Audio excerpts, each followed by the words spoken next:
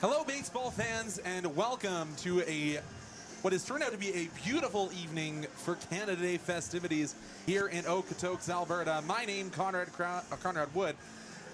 Mike Gould, also here in the broadcast booth today, and hey, happy Canada Day, Mike. Thanks, Conrad. You too. It's always nice to watch a meeting between two of these teams that really have an established history against each other in the WCBL, and the Dawgs and the Sylvan Gulls certainly are two of those teams. They are among the best teams in the West in the early goings of this season, and now we'll get to see what they can do with each other. The Dawgs are a plus 143 through 27 games this year. The Gulls plus 72. These are both teams that know how to put up runs, and I'm hoping that we're going to see some fireworks on the field this evening. Well, and the Dawgs needing to rebound. They're on a one-game losing streak, of course, losing to Lethbridge yesterday. And Sylvan Lake comes in on a two-game winning streak, and that loss actually takes the Dawgs to 6-4 in their last 10. Of course, had that three-game losing streak that'll get off that 10-game record here fairly shortly. But Sylvan Lake comes in at an 8-2 clip in the last 10. So again, you talked about it. The Gulls have been very competitive since the moment they came into this league after the pandemic. And of course, I'm just receiving a wave from my mom in attendance with her one game a year. And she's directly in the sun. She looks very pleased about that. But again, hard to get a ticket for this game. Of course, Canada Day is always a special day for the Dawgs, and of course, even more so this year with it being their 20th season. And of course, I mean, here at Siemens Stadium, there is no better venue for baseball in this province, and I would argue in all of Western Canada. It is just such a wonderful experience to be part of it in the broadcast booth here on this Wednesday, July 1st. And the Dawgs wearing their beautiful red uniforms with white numbering, white pants. Conrad, these are jerseys they should wear all the time. Well, of course, they're usually your away jerseys because baseball generally wear the lighter jersey as the home team. Oh, they're so good. They are. And I mean, you know, I would say, compared to the black ones they sometimes wear. You mean like the one that I have on, Mike? Yeah, these put them to shame. I just such a fantastic look. So it'll be the team in red against the team in navy blue. Always nice to see a color-on-color matchup. Yeah, and of course, Sylvan with their new logo this season. They changed that up, a little bit of a stylistic swap. But yes, wearing the navy and pale blue of the numbering. Of course, playing reference to the lake that named the town. And again, it is going to be a debut for your Okotoks Dawgs in Bryant Starr, the Lynn Benton Roadrunner, making his first appearance at second base for the Dawgs. And Mike, that's got to be a hard thing to come in and make your debut on Canada Day with this absolutely chock-a-block full Dawgs crowd. Well, certainly nowhere to hide out there, I would say.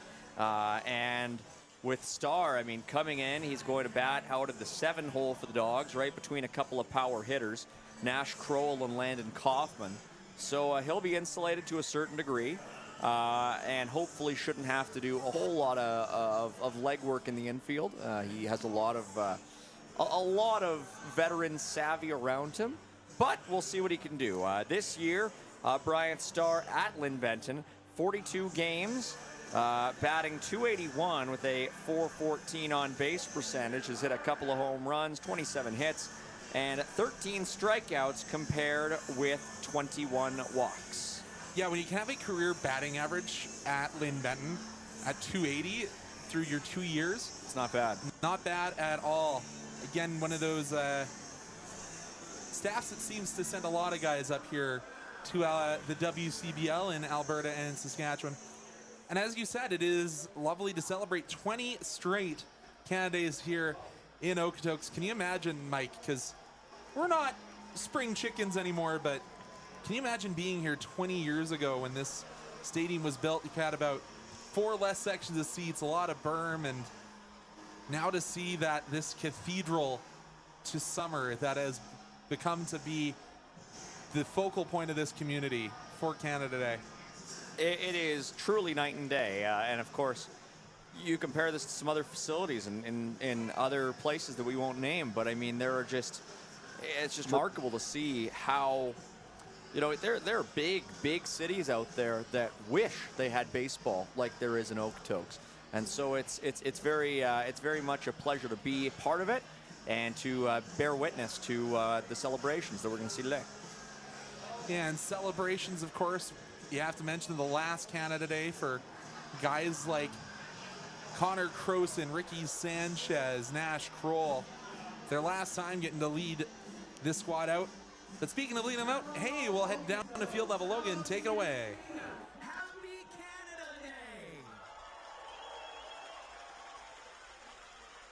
It is a beautiful night for baseball. Thank you all for joining us and spending your Canada Day with us here in Seaman Stadium. It has become quite the tradition, and it is so good to see your smiling faces. I'd like to welcome Sylvan. Thanks for so much for joining us on Canada Day. Make sure everybody sticks around for those fireworks right after the game at approximately 10:30. We're going to start things off the way we always do. I'd like to introduce our Bat Kids. We have got Kai and Weston. Weston and Kai, come on out here, brought to you by Armadillo Acupuncture. Big round of applause for these two boys. And with them, hey, we're going to announce the Serenity Fine Jewelry Dog of the Day. Keep that applause going for Corey Alston. And a couple of strikeouts last night from the University of West Virginia. Congrats, Corey.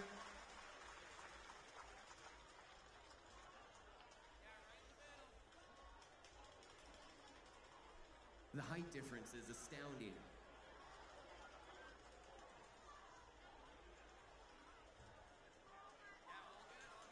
One more time, thank you so much, Corey. Fans, we've got a great night set up. Hey, we're still looking for some volunteers, some victims for the game, so let me know if you think you can do the Leopold's Pint Toss. And without further ado, I'm going to pass it over to the master of ceremonies himself, Will Gardner. Hey, good evening, everyone, and welcome to Seaman Stadium. Bad boys, let's have a round of applause for them as they make their way back to their respective dugouts. Thanks, guys. Hey, it's a special day always at Seaman Stadium, but there is something very special about Canada Day, and in just a few moments we're going to get started. We have some special introductions that we'd like to make. I would first of all like to ask Andy Peterson to join me on the field. Coach Andy has just joined us. Let's welcome Andy back to our coaching staff.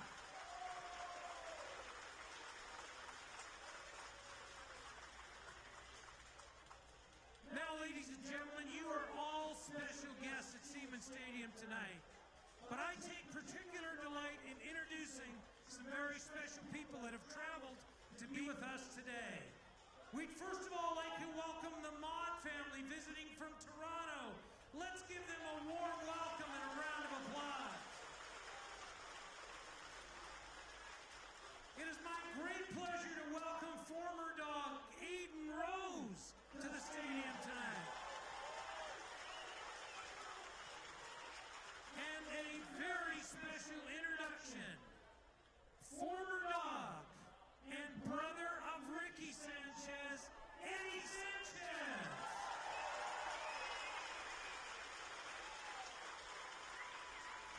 And joining Eddie tonight is Ricky's mother and father, Javier and Yvonne. A very special welcome.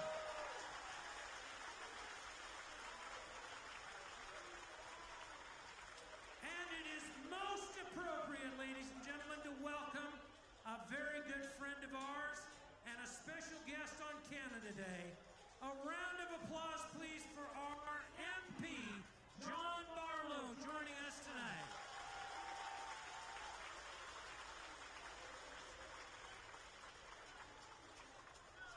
Fans, as you know, a very special event is coming to Okotoks, and I think it's appropriate on Canada Day that we invite you to join the rest of the nation as they travel the road to Okotoks, and they're here July 14th to 19th. This is the premier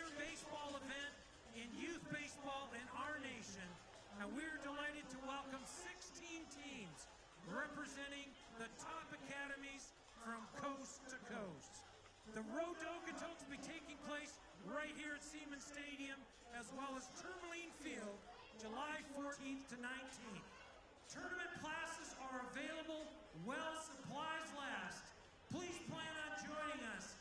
You will not forget the experience of the Road to Okotoks as we welcome the nation to our community. And now I'm going to take a moment, because this is a special day, and because I was reminded today by a very special part of our team.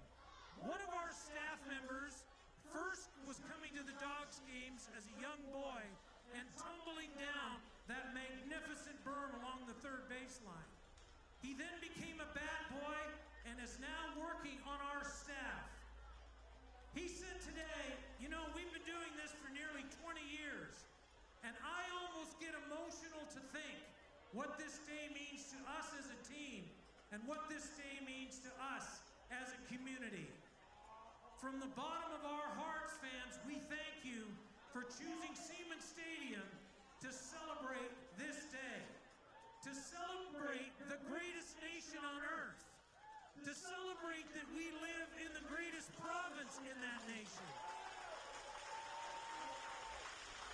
to celebrate the privilege that is ours. We are the good folks from Okotoks. Let's give ourselves a round of applause.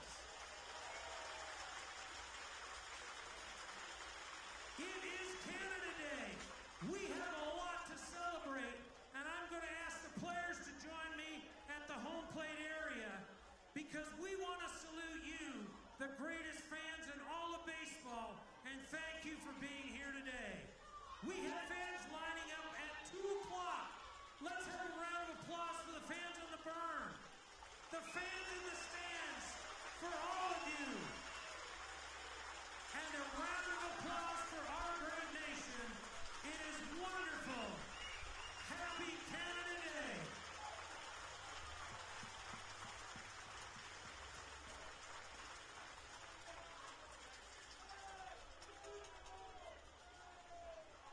Hey, ladies and gentlemen, we're going to be standing in just a few minutes for the anthem.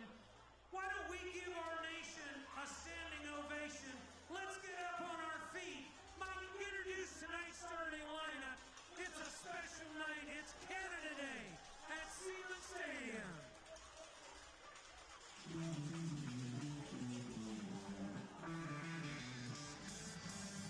Dawgs fans, here's our starting lineup and batting order for your Okotoks Dawgs. Leading it off, Dawgs Academy alumni out of Tennessee Tech University, third baseman, number 10, Connor Wilson.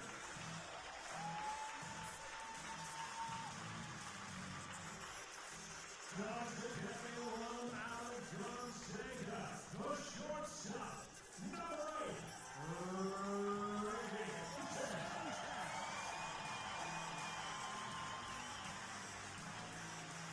Getting third out of Indiana University, right fielder, number 3, Cal Gates.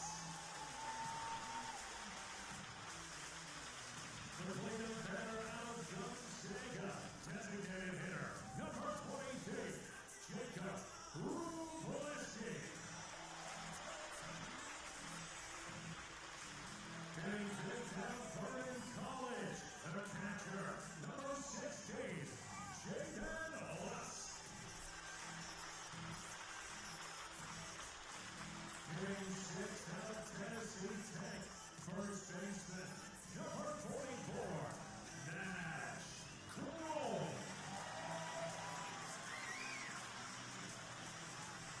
Hitting seventh out of Lincoln College, second baseman, number 34, Ryan Starr.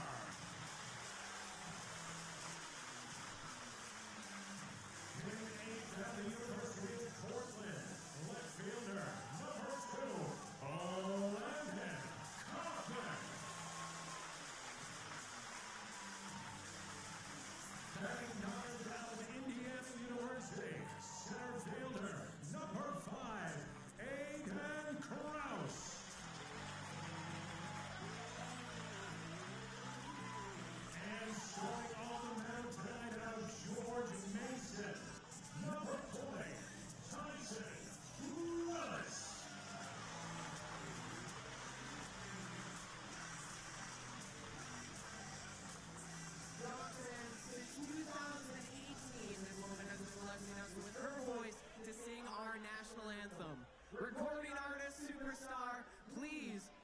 round of applause and join her in singing "Oh Canada." It's Breton Rose.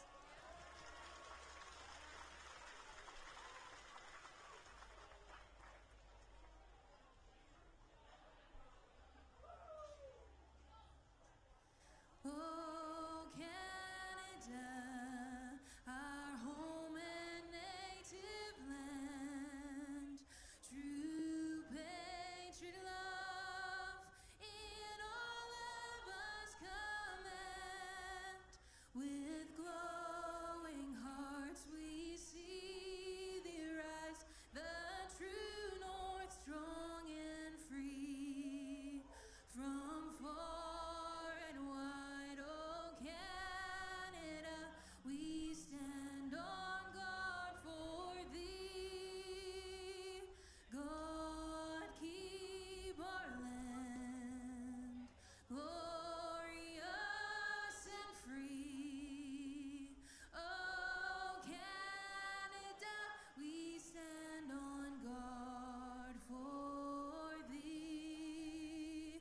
Oh Canada, we stand on guard for thee.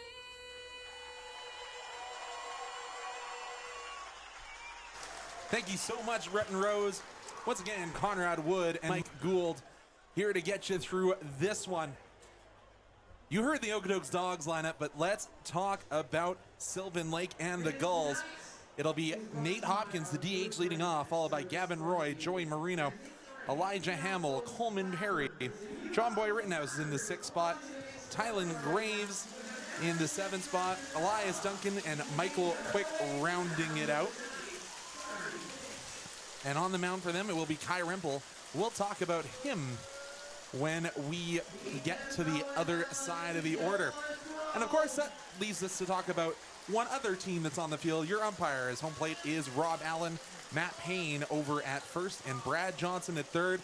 One of the most veteran officiating staffs you can have in the WCBL. And a good snag by Lusk on the ceremonial first pitch. Yeah, framed nicely. So we'll see if Willis can do any better when we kick things off in the top of the first here, right away here at Siemens Stadium. It is, I would say, just based on my estimate, a little over 20 degrees here, Conrad, maybe something like 22, 23. That's what my computer is saying, 22, and we are being warned that there could be some wind gusts coming in as well. But hopefully that won't play too much of an issue. As you said, it is Willis for the Dawgs. This will be his 6th appearance of the year. Has gone 18 innings, only allowed 20 hits throughout those innings.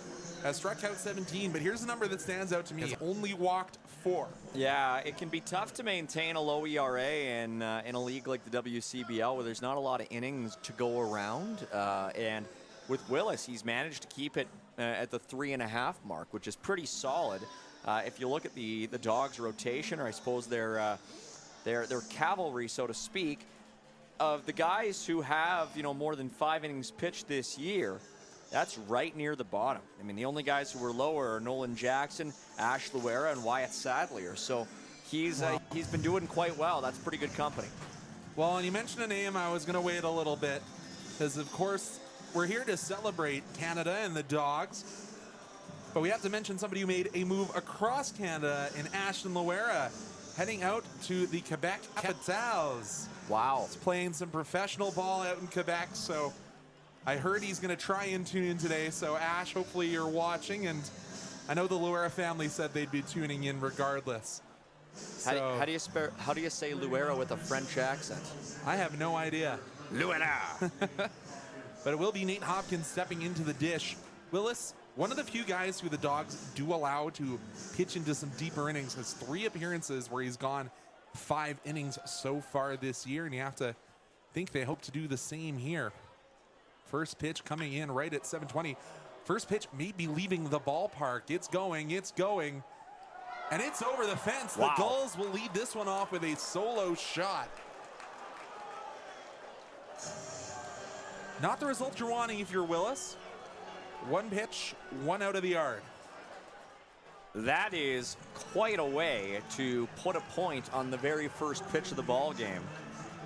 And poor Mike Mahoney having to announce that's the first pitch of the game, folks. Here's the time of it. It is 7:20 p.m. Yeah, wow. One pitch, one home run. Yeah, you can kind of tell off the barrel that one was going to go a long ways, and Willis going to have to do a little Taylor Swift and shake that one off. No kidding.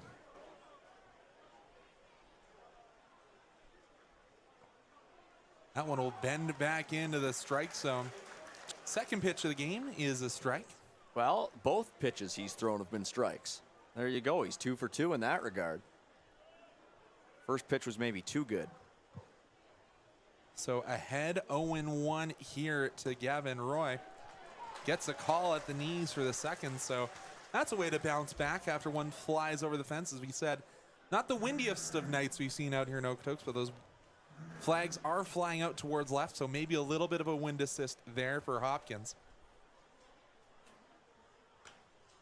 A little excuse me swing. Sanchez charges, takes the long hop off the grass, and will fire over Kroll with a good stretch to retire Roy. Yeah, you can tell that Ricky Sanchez is back to feeling himself a little bit more. He really scooped up that ball at short that was kind of careening off its track, and it didn't really seem to phase him, and he made that play look pretty easy. Yeah, it's not as easy as Ricky Sanchez makes it look, taking that big hop off the long grass. That one, the first ball of the outing here for Willis. Who's behind home plate tonight again, Conrad? It is Rob Allen behind home. I would say, I mean, just the one defining characteristic, maybe a little longer to announce calls.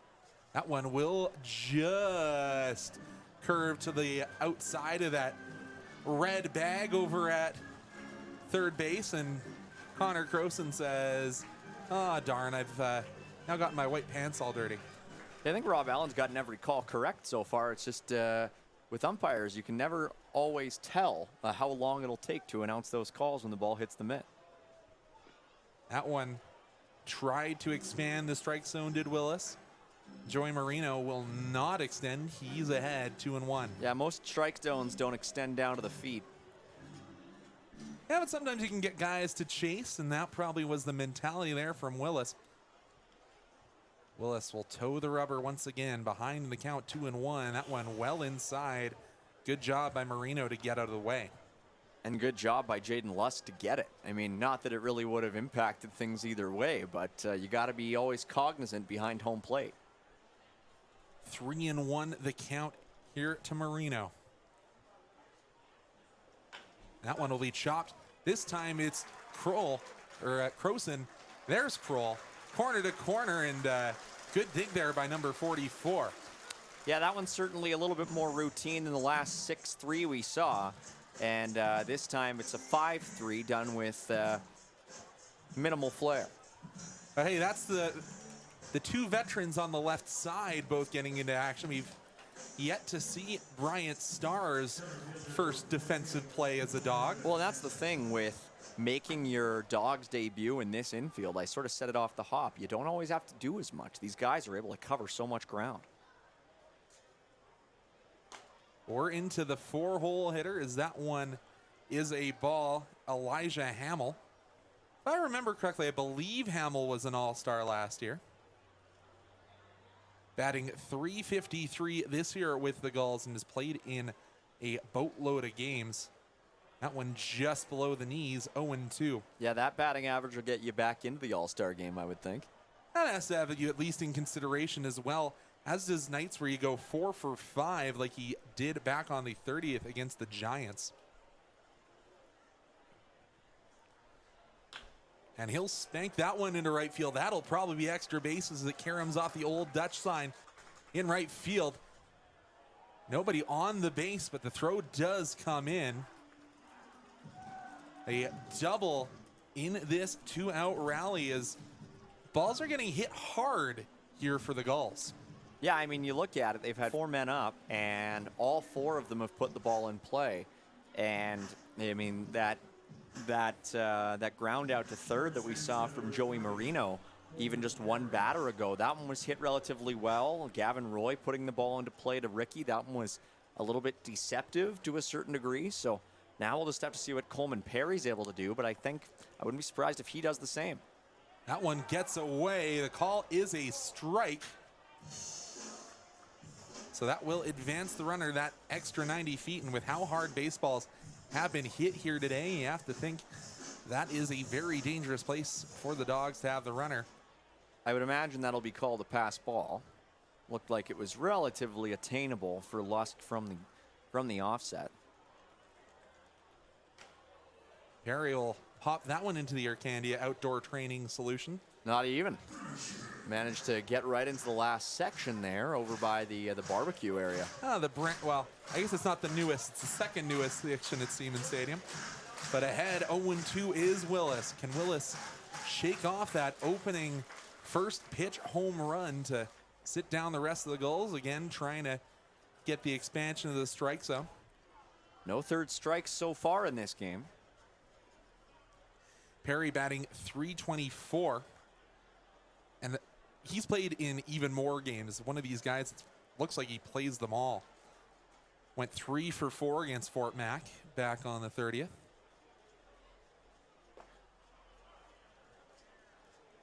Close but no cigar that time. Yeah, that 50-50 call not going the way of Willis.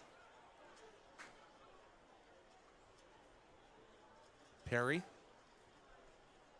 has Hamill waiting at third if he can get this one through the infield. Standard infield depth for the Dogs, and that will go down as a strike. And only the one hard hit baseball that clears the fence will put Sylvan up 1-0.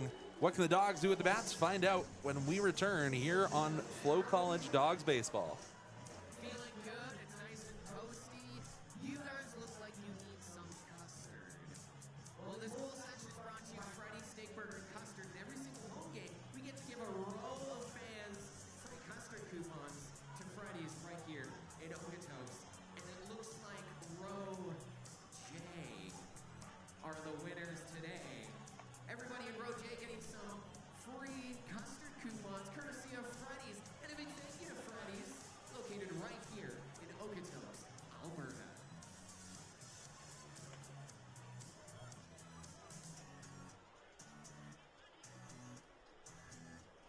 First inning presented by Capital Direct.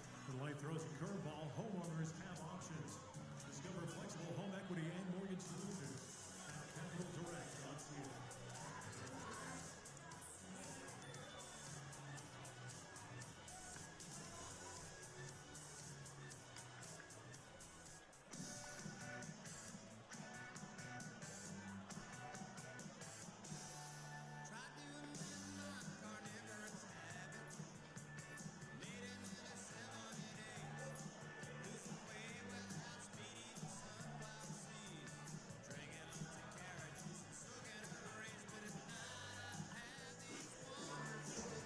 So Kai Rempel will stare down the leadoff hitter for the Dogs, which is Connor Croson today. You've seen the Dogs kind of rotate their lineups around fairly good. Of course, Mike Mahoney putting a little extra stank on that delivery. Holy smokes. Sometimes I think I go too hard on those. Yeah, you've been over on that side of the press box a few times this year. Well, Croson's certainly been one of the better Dogs all season long, save for that 1-4 error performance a couple of weeks ago. He is batting .418, which is pretty good, I've heard, a 1289 OPS rather. He batted in 25 runs. That is one up on Nash Kroll and Kraus for the team lead. He's been great. He'll be an all-star again this year. Fouls that one off and suddenly is down in an 0-2 hole. But if there's anybody that has a 0-2 approach on this Dog squad, it is Connor Croson. Of course, not matching quite the output we saw on the other side with Nathaniel Hopkins.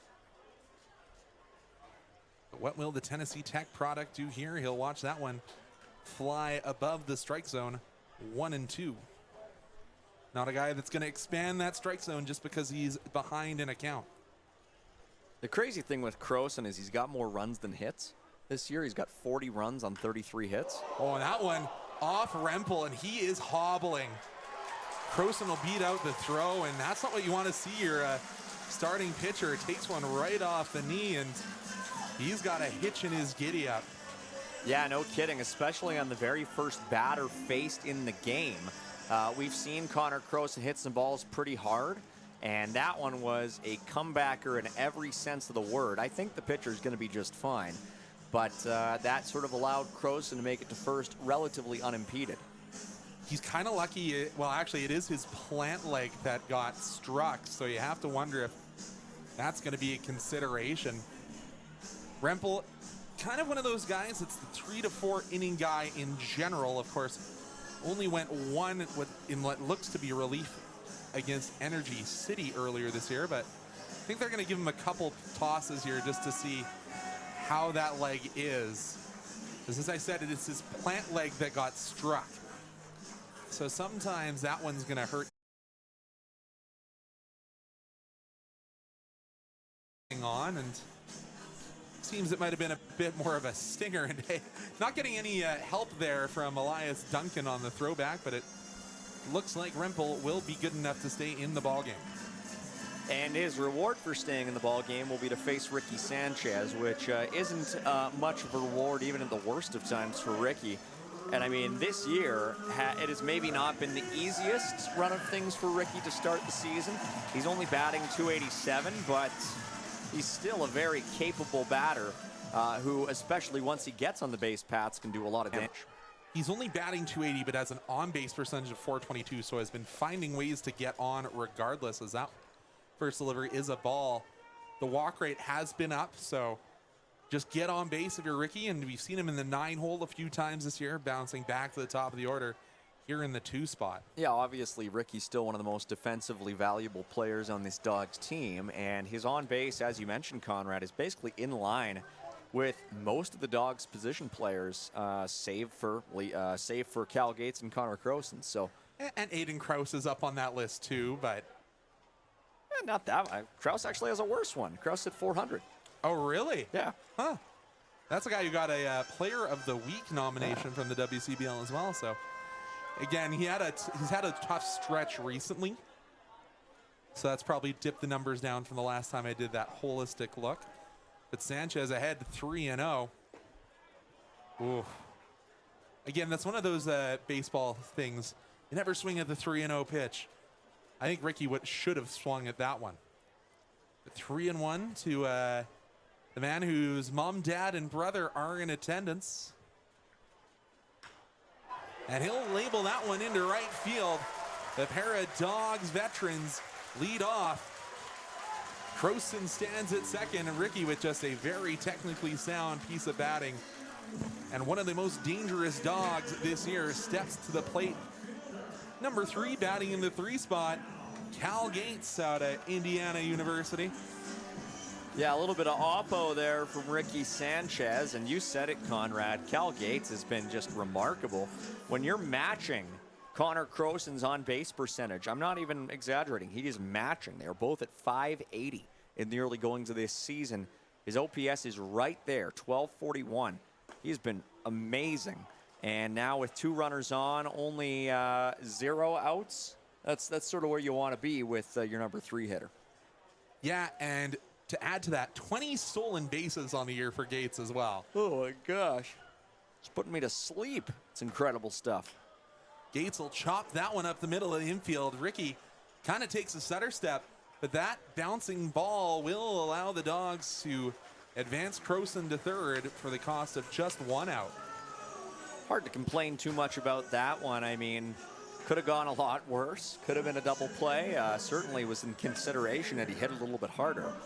And now it's Jacob Rubleski, somebody who has an opportunity to up his numbers to match the rest of his teammates, albeit having joined the team a little bit later than a number of his counterparts. Yeah, and his Gonzaga teammate now stands back in the dugout. Of course, talking about Ricky Sanchez, the one who was chopped down on that fielder's choice. One away for the Dawgs. Runners on the corners. And Rubo will send that one right up the middle. Connor Croson will take a leisurely jog across home plate, and the Dawgs have tied this one back up. One pitch, one hit, one run. Nice to see that from Jacob Rubileski, who entering this game was in need of maybe a bit of a spark, and there you go. There you have it, right there. A very confident piece of hitting to bring the Dawgs on even footing. That'll bring up one of his fellow catchers, of course, California's Jaden Lusk. How did I think he was out of Toronto? It's the third member of the I think you're catching. thinking of Lachlan Maud. I Yeah. am. North Hills, California swings over the top of that effort. And hey, maybe he's just trying to put it, Oppo himself, put it up into that wind that isn't necessarily strong, but is certainly keeping the flags moving out above the ribbon board. Well, to co-opt a Simpsons quote, the Dawgs have an enchanting lusk. There is Mike Gould's Simpsons pun of the day. That one will be hit to third and not handled. Sanchez giving the green light. I thought it was Sanchez. Incorrect. That's Cal Gates who will cross home plate. And the Dawgs have a pair in the home half of this first inning. Hot shot to the hot corner, not handled very well. And they are going to judge it to be that E5. They put 6, but it's probably an E5. Yeah, that one was a difficult one to handle over at third base there. But nevertheless, you expect to see Joey Marino come up with it. And in the end, the Dawgs do take the lead off of what we will judge to be an error.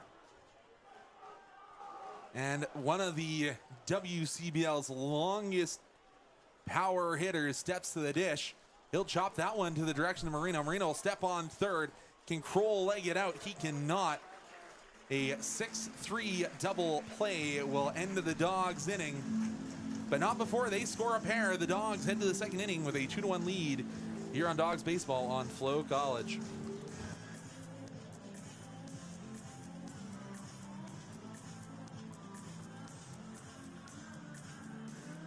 Dawgs fans, every single home game, we ask a bunch of kids, are you faster than our dog? A big thank you to Mark Anthony Group for hooking us up with this promo every single home game. Make some noise in the bird because you've got a front row seat to see Calvin, Karis, Aubrey, Jessica, Preston, and Charlie. See if they are faster than our diggity. Are you ready?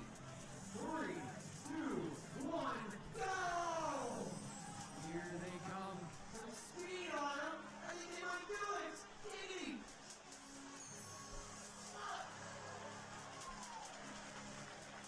They're faster than our dog. Oh, big round of applause. All of them.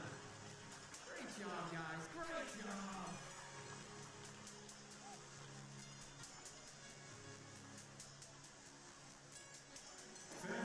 So John Boy Rittenhouse will be leading off for Sylvan Lake. But before we get to that, it's been an active day in the WCBL. Brooks Bombers and Saskatoon Berries, that cross-divisional matchup, did go the way of Brooks. So that's the bottom of the West taking out the top of the East. Wow. The Lethbridge, a 14-9 win over Fort Mac. I do believe that is a doubleheader. It is, so that's the first half of the doubleheader. The 57s fall to the Red Sox in game 1 of their doubleheader. Could be wrong, they've got 2 games on the schedule according to ball clubs with a Z. And then the Weyburn Beavers defeated the Energy City Cactus Rats. I do believe that game has gone final. It has 10-9.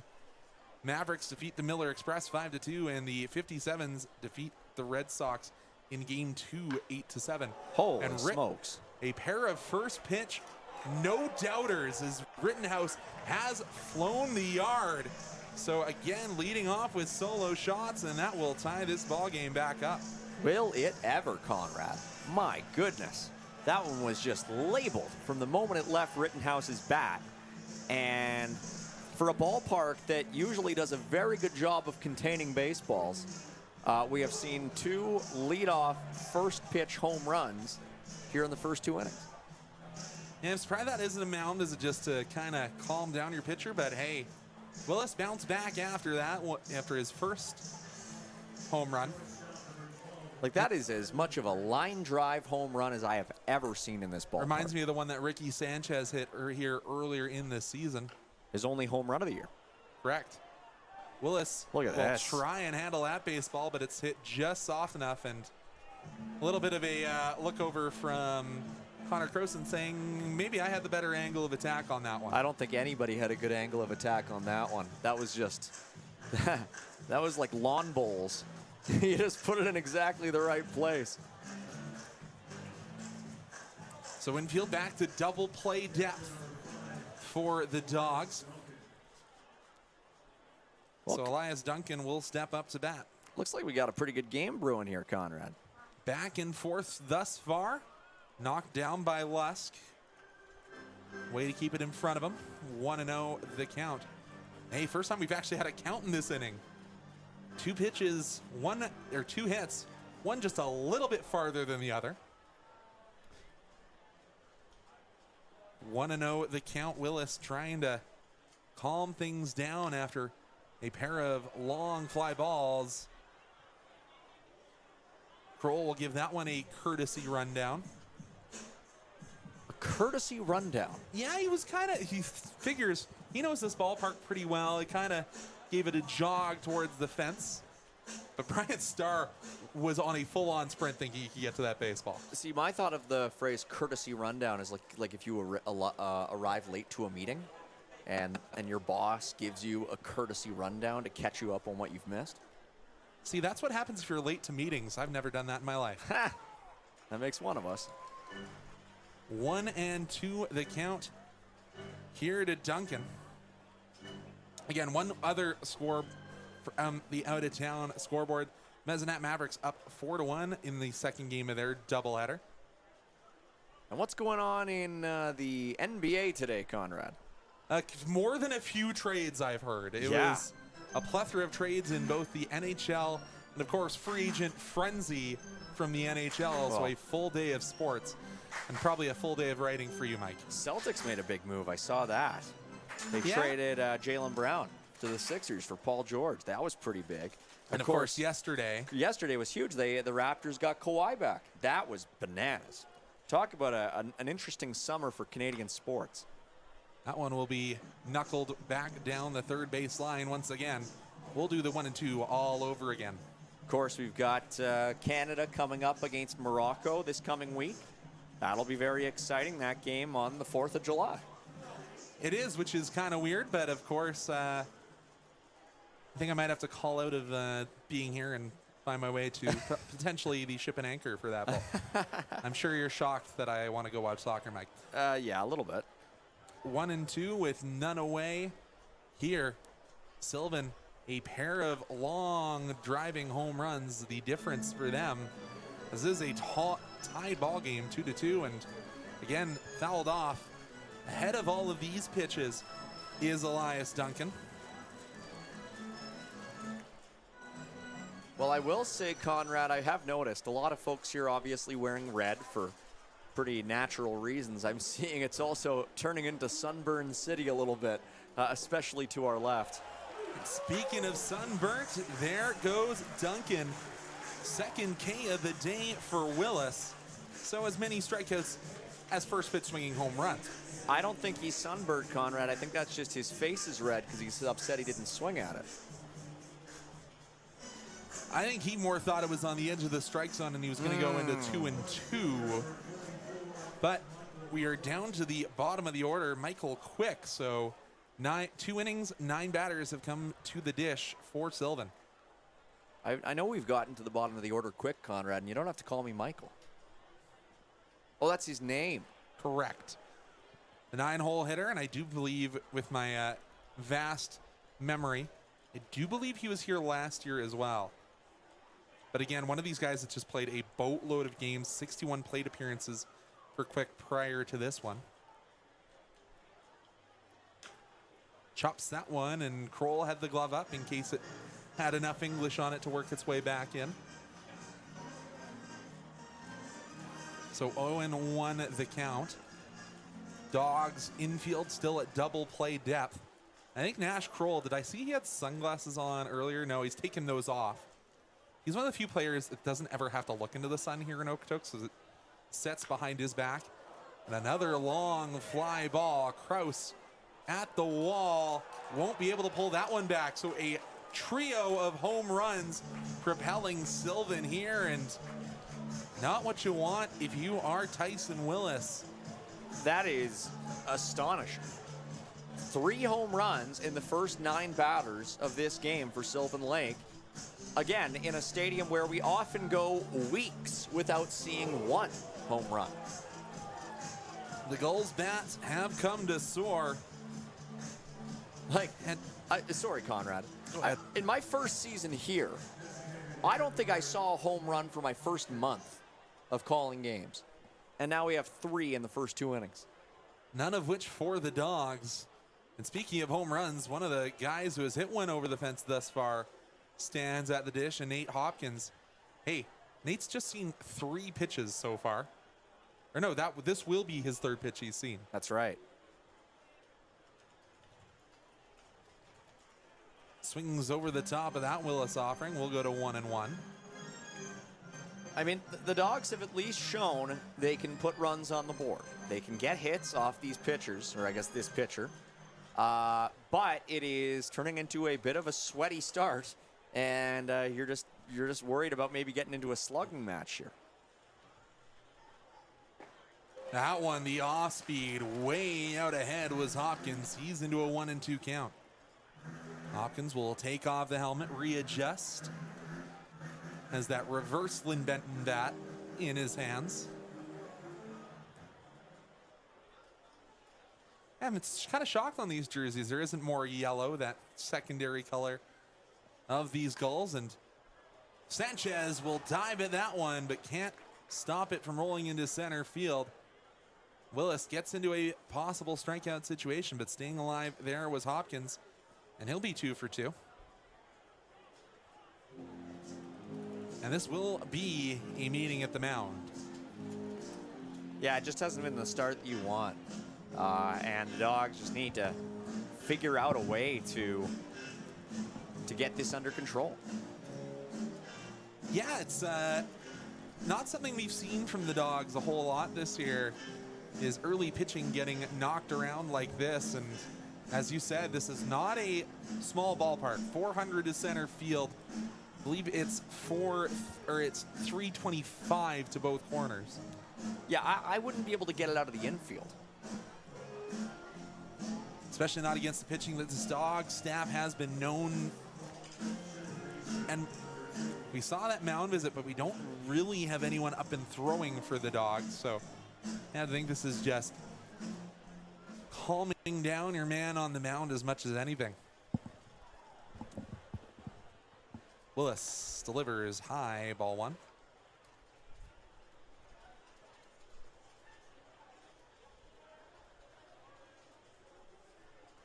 I mean, Canada is 159 years old today. Perhaps we see that many runs.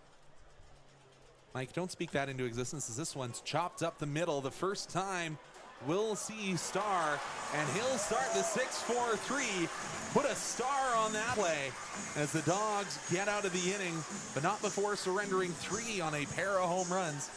We'll be back for the Dawgs coming to the dish when we return here on FloCollege.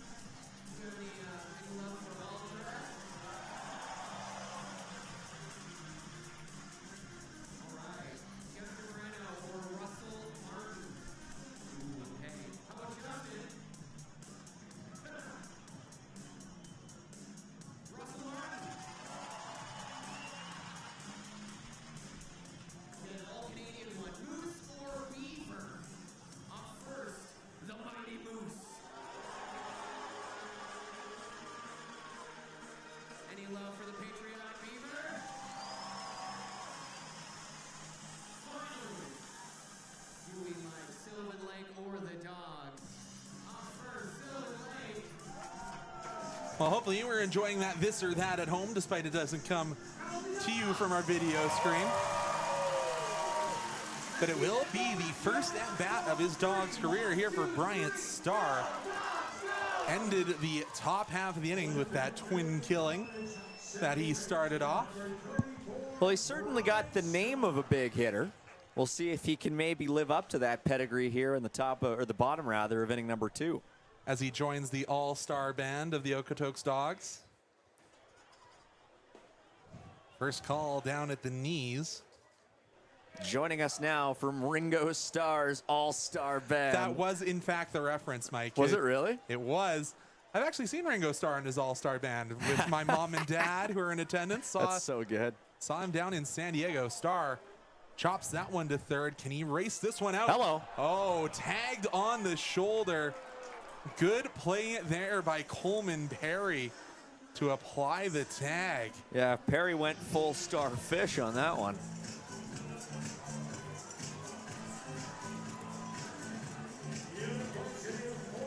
If he hadn't applied the tag, that likely would have been an error to the third baseman. But we'll head down to the University of Portland to welcome back Landon Kaufman. Kaufman hadn't been seen here in Okotoks for a bit. Headed back down to the University of Portland to attend the graduation of his brother. His brother was the valedictorian. Oh my gosh. So, I just liked how the sentence started with the implication that they just couldn't find Landon. Hadn't been seen for a while. yeah, he headed back and had to, they're going to call it a strike regardless there. So, Yeah, I went around. number 2 down 0-2. Yeah, so it was an interesting weekend this last weekend for a lot of these Portland players. Landon went down for the graduation, and then the other trio of Portland Dawgs went down for a wedding that they had to attend. So good to see the Portland Dawgs make their way back after that extended long weekend. Of course, the rest of the team headed up north of the province and went 3-0 against Fort Mac, including a comeback, and that one will find some green grass in left field. Good work there from Landon Kaufman. Yeah, we have always known that Landon Kaufman is the type of batter who can just drill the baseball. And he certainly did that there, took advantage even after he went down in the count, and really turned on that one. So Aiden Krause working as that secondary leadoff guy. Of course, a guy that gets on base down in that 9 spot. 311 the average coming into today, and 4 home runs as well. And he can tie this up with one swing of the bat here. That one will be inside, 1-0. Another one of those guys attending Indiana University, of course. Krause not from Indiana, from just outside of Phoenix in Chandler, Arizona. Well, now I have the Gary, Indiana song stuck in my head. That's a song. I am sure. That one knocked through the infield. It is knocked down. Oh, no, it wasn't. Fake fooled me, did Tylen Graves. And suddenly there's 2 Dawgs on board with only 1 away, heading back to the top of the order. Well, this Wells Fargo wagon is a-comin', because that one was poked right through, and the choo-choo train will go right back around to the top with Connor Croson next up to the bat. Croson singled and scored back in the first. So long ago. Just eternity. And we've seen in each half inning the number of runs increase by 1. So if that math is to be continued, the Dawgs should score 4 here. Quite astute.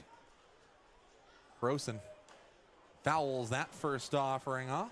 Boy, I have seen Connor Croson put balls in that exact same spot into play numerous times. And of course, Connor Croson 2 years ago did have that home run that brought home the Dawgs championship. That one just under the scoreboard. But he sprayed them all over, and you just have to think you have to put one into air and to the left because the flag's still blowing in there, and Croson nearly wore that one. 1-1 the count.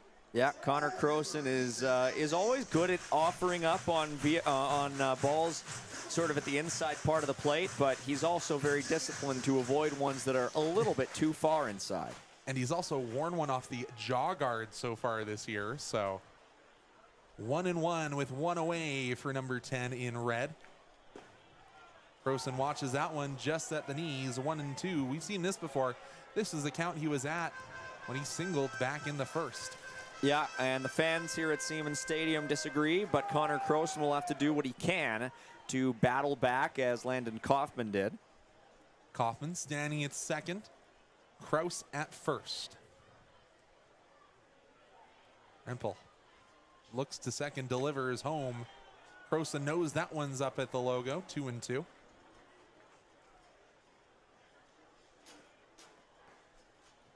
Croson will step all the way back in.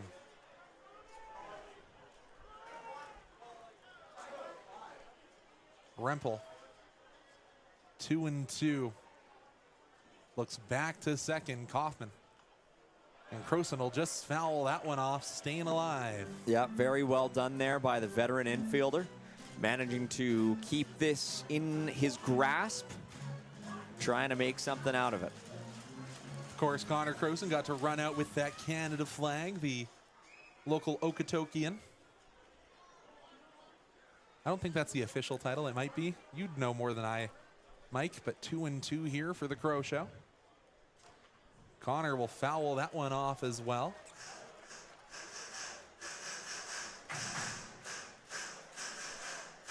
And again, we do have to remember the road to Okotoks is coming soon. Here it is Siemens Stadium in Tourmaline Field, just off to our broadcast left. The Morneau Cup going to be awarded there and contested.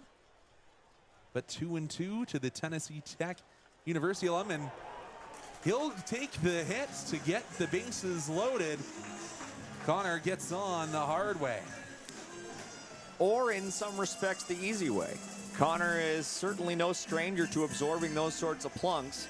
And now, after a good opening effort, Ricky Sanchez will try to do it again. Got his brother Eddie probably cheering him on from over our left shoulder in John Arcandia's box. Ricky gonna try and hit this one back to the Ciudad de Mexico. That one just at the top of the logo, 1-0. Yeah, giving Ricky the upper hand early on in an at-bat, that's always a dangerous game. And these Dogs are known to score in bursts. Ricky gonna try and break the floodgates here. Oh, he's trying to put that one out onto the bridge, or maybe more towards the skate park. Of course, that's where our fireworks today are located. And man, look at that goal, Mike. A full ballpark, and the fans have set up their chairs out on the street outside the left field fence. No swing from Sanchez, 2-1. Of course, the enterprising Okotoks locals knowing that they can set up their chairs out there, and we are seeing some action in the Sylvan Lake bullpen. So maybe Rempel is tightened up after being hit by that pitch back from Connor Croson just an inning ago. 2-1 to Sanchez. Sanchez knocked that one to short. They'll turn one, dig it out of the dirt. The inning is over. Sanchez hits into a 6-4-3 twin killing. And the Dogs will not put up any runs after filling the bags. We'll have to see what they can do on defense when we return here on FloCollege. We are so happy to have our old friend Pete the Plumber here, and he has got a collection of broadcasts with some of the loudest fans in the section. Luke here is going to have Pete the Plumber.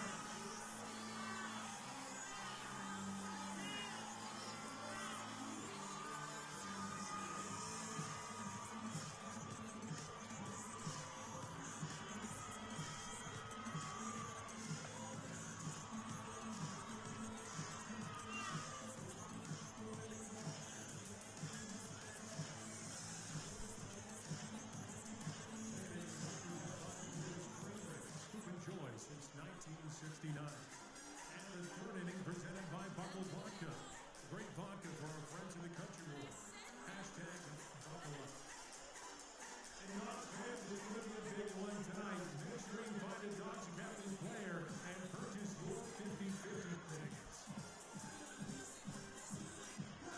So Tyson Willis still on the mound for the Dawgs, and Ricky probably kicking himself. That's the one result you didn't want from Sanchez heading into that 4-6-3 double play. Well, and of course now all we have to ask is what will be the outcome of the first pitch in this top half of the third inning? Well, it is Joey Marino. He grounded out in his first appearance.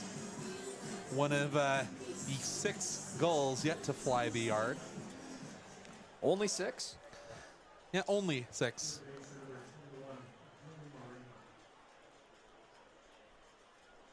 All right, we're on our pins and needles here just watching. Going back to Marino, he is batting .344, the slugging percentage of .547. Takes a called first strike, so hey. That's better. That's a better way to start the inning. You've at least gotten a strike on the board.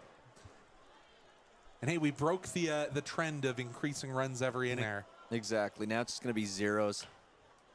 Chopped over and just over the third base line. Croson was there. We'll go to 0-2. Willis has struck out a pair. Looking to good time for a third, I was going to say.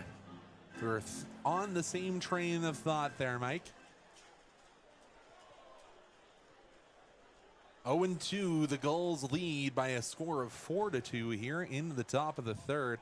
Conrad Woolard and Mike Gould here bringing you the action. Croson will snag that one down. Throw across the infield in time, one away. That's a strike, a pitch that Connor Croson has thrown across the infield, I would say a few times.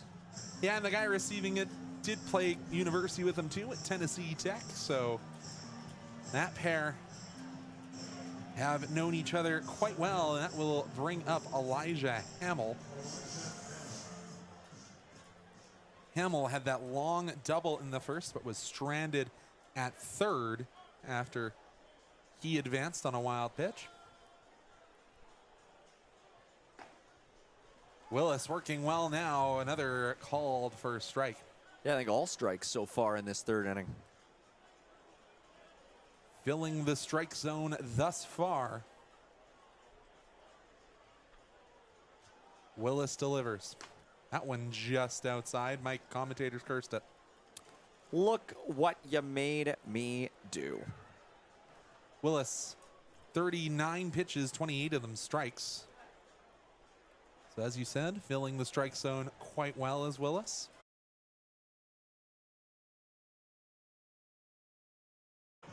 Oh, man. And now there are 5 Gulls who have not hit home runs in this affair. And you have to think that might speed some warming for the Dawgs out in the bullpen. That's unreal. 4 homers in a game in the first 3 innings. 3 of them solo shots. So not as bad as things could have been if there were runners on base. The Gulls do increase their lead to 5-2. A simultaneous release, am I right? This will bring forth Coleman Perry. He's one of the few Gulls who have struck out, one of 2 thus far.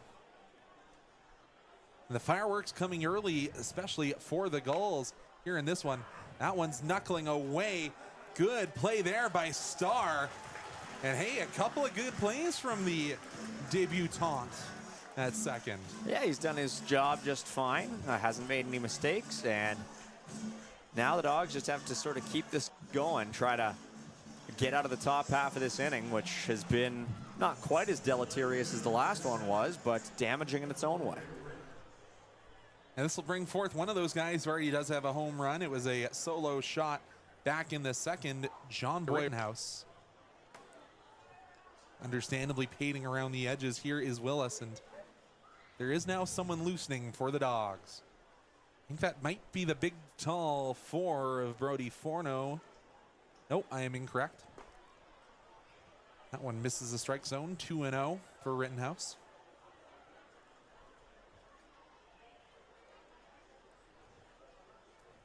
Willis trying to ghetto this inning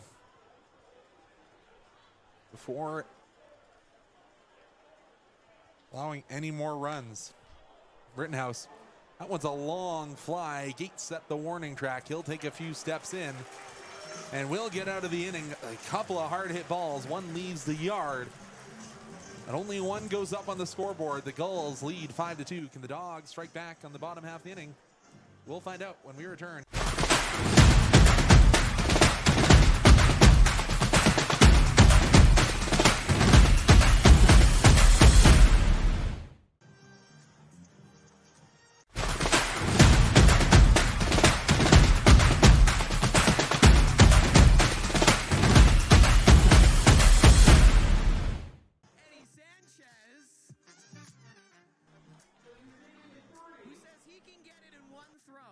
Hey baseball fans, make sure to stay up to date with your favorite teams across the league by subscribing to the WCBL YouTube channel right now. We have tons of free coverage for you over there, including daily highlights, full archive game broadcasts, daily game day previews, plus the WCBL report with myself and Joe McFarland every Wednesday. It's all in one spot, the WCBL YouTube channel. Subscribe today.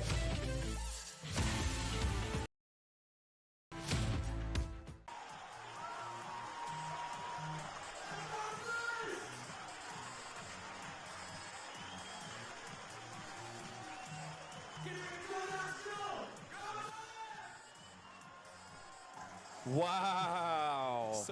For over a century, we've been more than just lawyers. We're your neighbors, your friends, and your strongest advocates. With locations across the prairies, we're everywhere you are. Stringham, your local lawyers. I believe what I just saw. We've been waiting for that for so long. If that gives the Dogs the spark they need, you can see how the guys in the dugout reacted to that. I wouldn't be surprised if that's what we see right here, right now. First pitch to Gates. Bends back into the strike zone. That must be one heck of a gift card. Yeah, I don't know what the dollar figure on that was. And Cal Gates entering today, I think that might be the first time I'm saying his batting average doesn't start with a 5. That one bounces all the way through. Takes about 37 hops before it's eventually fielded by Hamill, and that's another single for Cal Gates. Of course, advanced on the fielder's choice in his last at-bat, so he'll go to 1-2. Not so bad, and now an opportunity here for Wróblewski to do what he did last time up and keep the chain moving. Well, unless Gates finds his way over to second, I don't think it'll be an RBI single for Wróblewski. Well, you never know. There's a lot of speeds on the base paths. As I mentioned, 20 steals thus far for Cal Gates. Will he add to that number? He gets a long leadoff at first, and hey, the scouting report is out. Pickoff attempt to first. Gates slides in safely. Sign there from Matt Payne watching at first.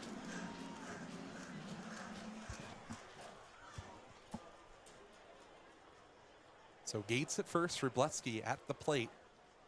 Going to be a lot of attention paid to Gates here. I would think Wróblewski hits that one. Will Gates run this one out of the double play range? He will not. Another turn of 2 for the Gulls, and both Dogs raced off the base paths. Wow, that is surprising to me because it didn't look like there was enough meat on that ball to merit, both runners getting out. I thought there might be a fielder's choice, but that ends up being disadvantageous for Okotoks, certainly. So 3 double plays turned thus far by Sylvan Lake have chopped down the 6 hits from the Dogs. Dogs only scoring 2 back in the first inning. That one will bend back in on Lusk, and he's down 0-1.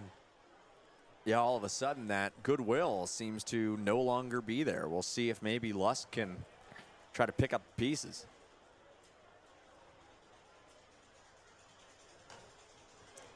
Lusk fouls that one off, and that one's actually in the direction of my car today. Look out. As they said, they had fans lining up at 2 p.m. for this 7 o'clock start. It's a tradition. It's an established tradition. It's an institution. Lusk down 0-2 after that foul ball. Attempted frame there from Duncan, and we'll move to 1-2 with 2 away for the Dogs, none on.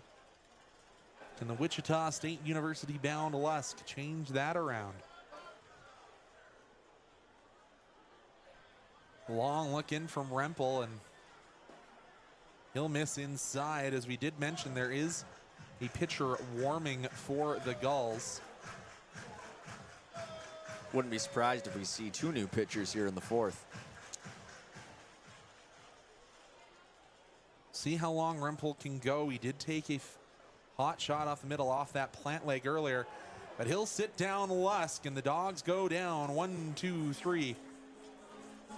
Mike Gould will take you for the next 3 innings on your return here on FloCollege.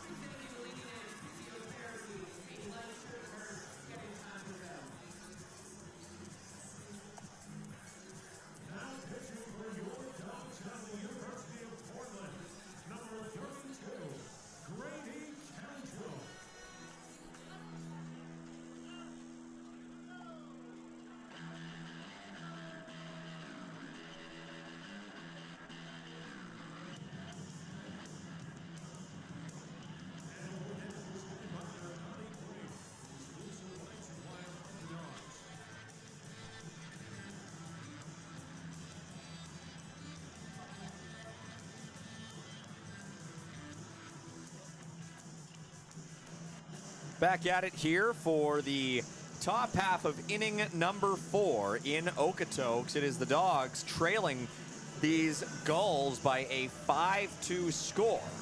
And we got a new pitcher on the mound here for the Dogs, rather. It is Greg Keljo replacing Tyson Willis.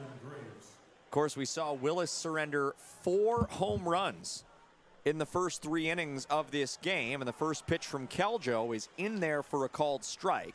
His first opponent here is Tylen Graves, the shortstop for Sylvan Lake. Mike Gould with Conrad Wood here with you in the top half of inning number 4 as Keljo now gets ahead of his opponent, 0-2. Keljo's been your long reliever for the Dogs this year, so you have to think he's going to get stretched out a little bit here entering in the 4th. Keljo has pitched 8 full innings for the Dogs this season. What has he managed in that work? Well, he is 0-2. He has allowed 11 hits, 9 runs. That is good for an ERA up over 10. But we'll see what he can do here in a high leverage situation. Looked like he lost his balance letting go of that ball.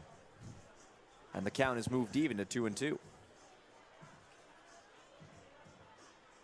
Good job by Rob Allen to go check on the pitcher, give him a little extra time.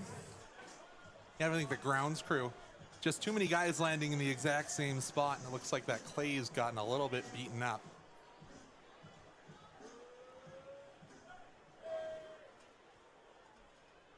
I said Keljo's been an innings eater. He's never actually gone longer than 1.1 inning, and that was back against Moose Jaw. This one is sent towards third and ends up getting through for a base hit. Not much that Connor Croson could do. It gets right between him and Sanchez, and there's one aboard with none away here to start the 4th. Yeah, just right up that hot corner. And Graves it's his second single of the day. He was scored as a result of the only non-solo shot home run. Yes, a 2-run bomb that we saw from Michael Quick back in the top of inning number 2. So it's Elias Duncan now, and the first pitch he sees is put right back up the middle. Grabbed by Starr, over to Kroll in plenty of time. Double play. Fourth unassisted 4-3 double play. Good hands, good feet there from Bryant Starr, and you can see what the Lynn Benton product can do there out in the field.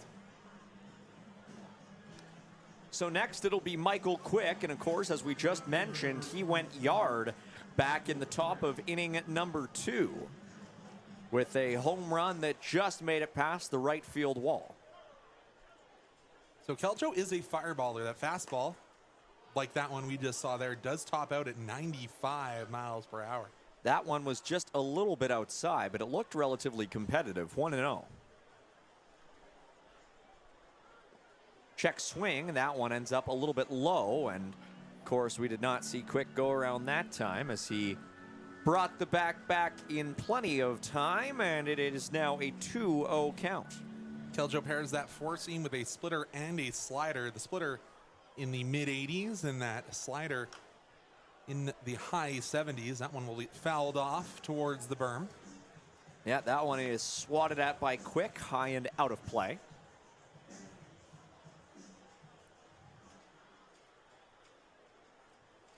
We'll see what Quick can do on this offering from Keljo, who's working fast, or should I say quickly. 3-1 count. That one a 50-50 call, not going the way of the Dawgs and Keljo. You saw Lesk say, I liked where that pitch was. 3-1, this one is lined into right, but not even having to move to make that play for the Dawgs was Cal Gates, and the side is retired painlessly as the Dawgs do not allow a single run, just the one hit, and they head to the bottom of inning number 4, still very much within striking distance. Mike and Conrad. For more than 40 years, we've been there, helping Canadians find the extra space they need to grow and to create new memories. Sentinel Storage. Buy Canadian, store Canadian.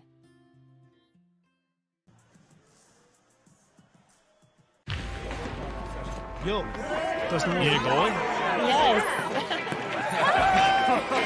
Can I join you guys? All right, let's go.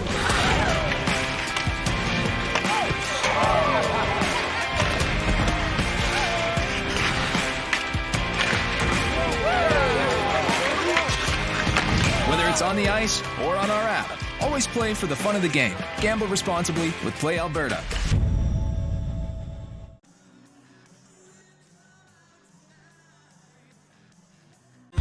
Have you ever wondered if there's one thing that connects people from across our province?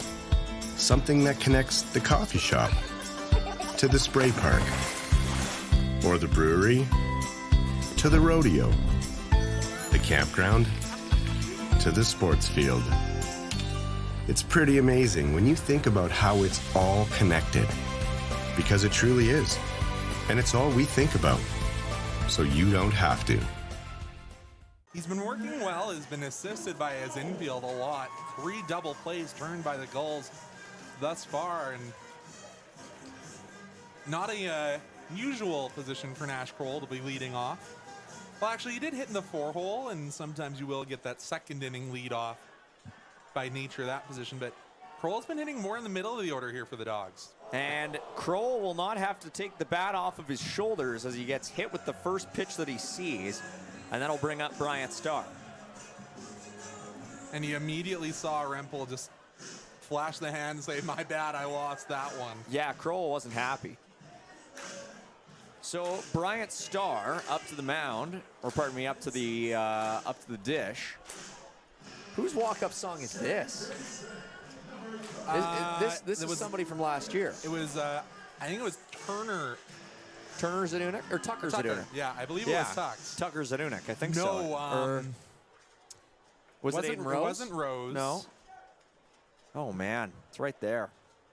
Well, nevertheless, first pitch to Starr and a good grab from behind the plate by Elias Duncan. Is that maybe Croson's old walk-up song? I think it was. Yeah. I think that might be it. I just think we don't have Bryant's walk-up music yet. Yeah, as we we're just- said, first game. Could be anything. Star doesn't offer up at that one, and he's ahead in the count 2-0. Got to think it might be something by the Beatles, just by the name. Sometimes guys elect to kind of work into that. I don't know. I think I'd go with something from the Plastic Ono Band myself.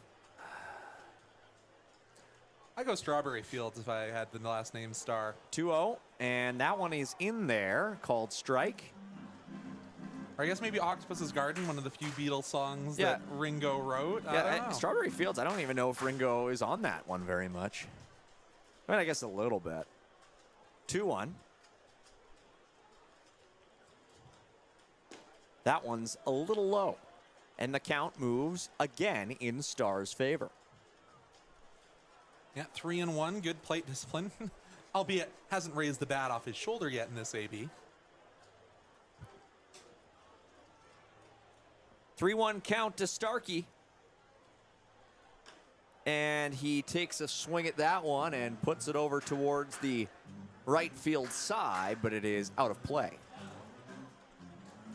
It's going to take me a while to see number 34 Yeah. not on a pitcher. Yeah, it is a little strange, isn't it?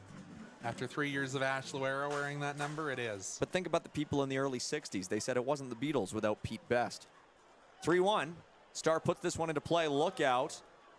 No play at second, but Star is thrown out at first. So a fielder's choice, but it will advance Kroll to second base.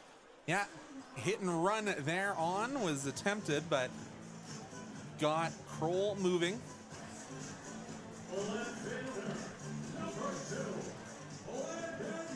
So now it is Landon Kaufman's turn, and of course we saw Kaufman get a single his last time up in the bottom half of inning number 2. That's got to be hard there for Tylen Graves. That's a big first baseman chugging in your direction and kind of getting out of the way as that one gets out of the way of Kaufman's bat. 0-1. Yeah, healthy hack at that one from Landon Kaufman, but to no avail. Again, Landon, I know you want to represent that University of Portland. Get some red gloves, Junior. It's that look good, feel good, play good. You got the red leg protector. Get the red gloves. Come on. 0-1 count to Kaufman, and he swings at that one, and he gets a piece of it, but it ends up at the backstop. 0-2. Yeah, it's the only non-red thing he has. He has the Evo Shield hand guard and leg guard both in red, but the purple gloves of the University of Portland. Well, and he doesn't have a bright red bat, Conrad. Oh, that one's sometimes a little harder to customize. Just get some spray paint. 0-2 count. And he swings and misses on a pitch that was headed towards his hands, but I think curved into the zone at the last second.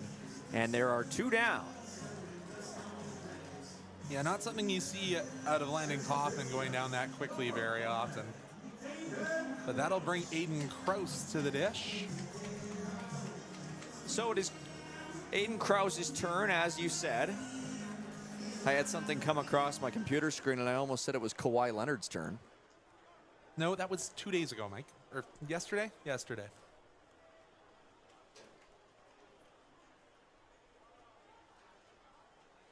First pitch to Krause is a little bit low. That's a ball.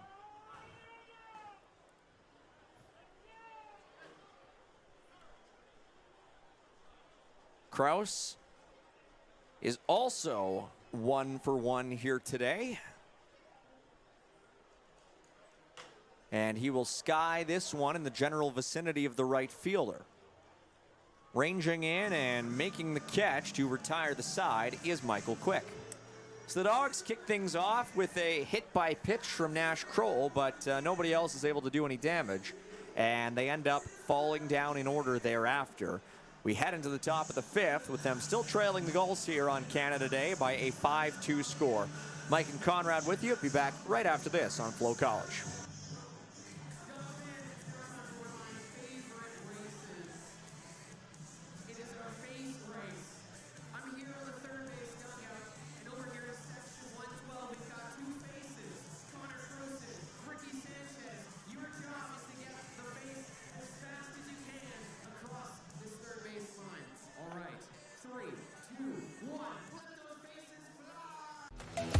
The live sports experience is changing. Teams and facilities are under pressure to provide online and in-venue entertainment. IKS Live has the right team to deliver. We provide service across North America and produce the best fan experience, in the seats or streaming to you.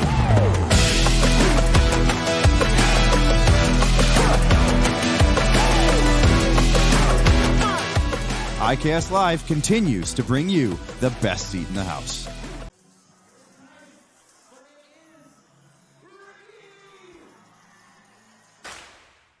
This summer, celebrate 20 years of Dawgs baseball at legendary Seaman Stadium, voted the best ballpark in summer collegiate baseball. From the crack of the bat to the energy of the crowd, there's nothing like a night with the Okotoks Dawgs. Bring the whole family for affordable, family-friendly entertainment. Unforgettable. Directly in front of our broadcast booth is, I suppose the third base line will still have a few more minutes in the sun. And meanwhile, still with his time in the sun is Grady Keljo back on the bump here for the fifth. Called for a strike for Keljo. Keljo, again, going to try and extend maybe his longest appearance of the year for the Dawgs. And it is Nathan Hopkins back up at the plate for his third time today, and the second pitch he sees is a ball. Hopkins has had a great start. He is 2 for 2 with an RBI, and he's come around and scored a run himself, of course, on a solo home run. Next pitch to Hopkins is in there at the knees, 1-2. Finding the very bottom corner of the strike zone there was Keljo. And if he does record this out, it will be tying his longest recorded outing for the Dawgs. And this one is sent towards third, grabbed by Croson over to Kroll, who has to step up on a flamingo pose, but he makes the catch for the first out. So it is the official longest outing for Keljo in terms of outs. Obviously, unlikely in terms of pitches. So next up, it'll be Gavin Roy, one of the long-lost children from Succession. That's pretty good. Not giving it to you. One away. I thought you were going to go Patrick Roy. And No. Comebacker right off the glove. Look out. Star over to first in time. I think you can call that a 1-4-3. I don't know if that'll be what will officially go into the books, but hey, I gotta say, I've been really impressed with Bryant Starr. Has got loads of range over there at second, and it is complementing the 3 5-year veterans very well.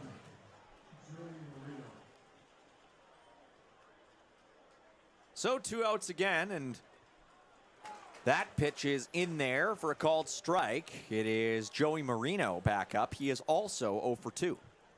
Yeah, and his identical 5 threes on the scorecard. We'll have to see if he scorches one over to Croson again. I won't call that one scorched. No, I would say not quite. That one was more tickled over to the third base side towards the on-deck circle.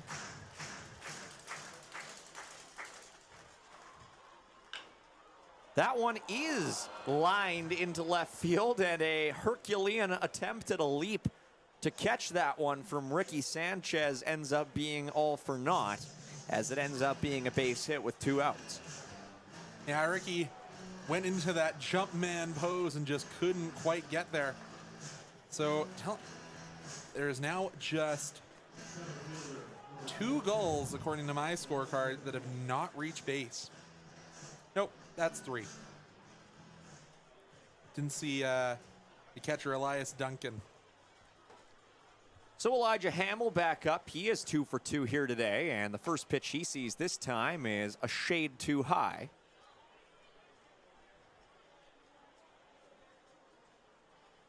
Hamill has come around to score once himself. That was his own RBI. Next pitch to Hamill is just a touch too low.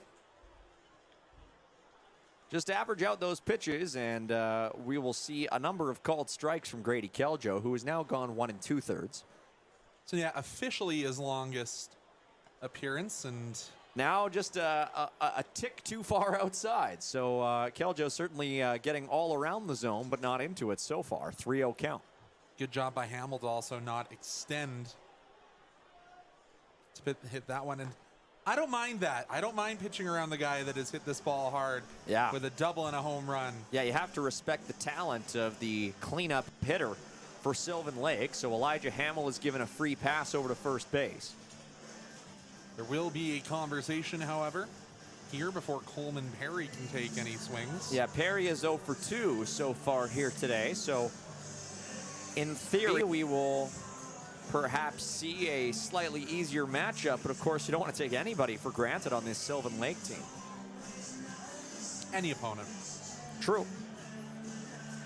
Because, hey, we did see the bottom of the Western League take out the Saskatoon Berries today. Of course, speaking of the Brooks Bombers.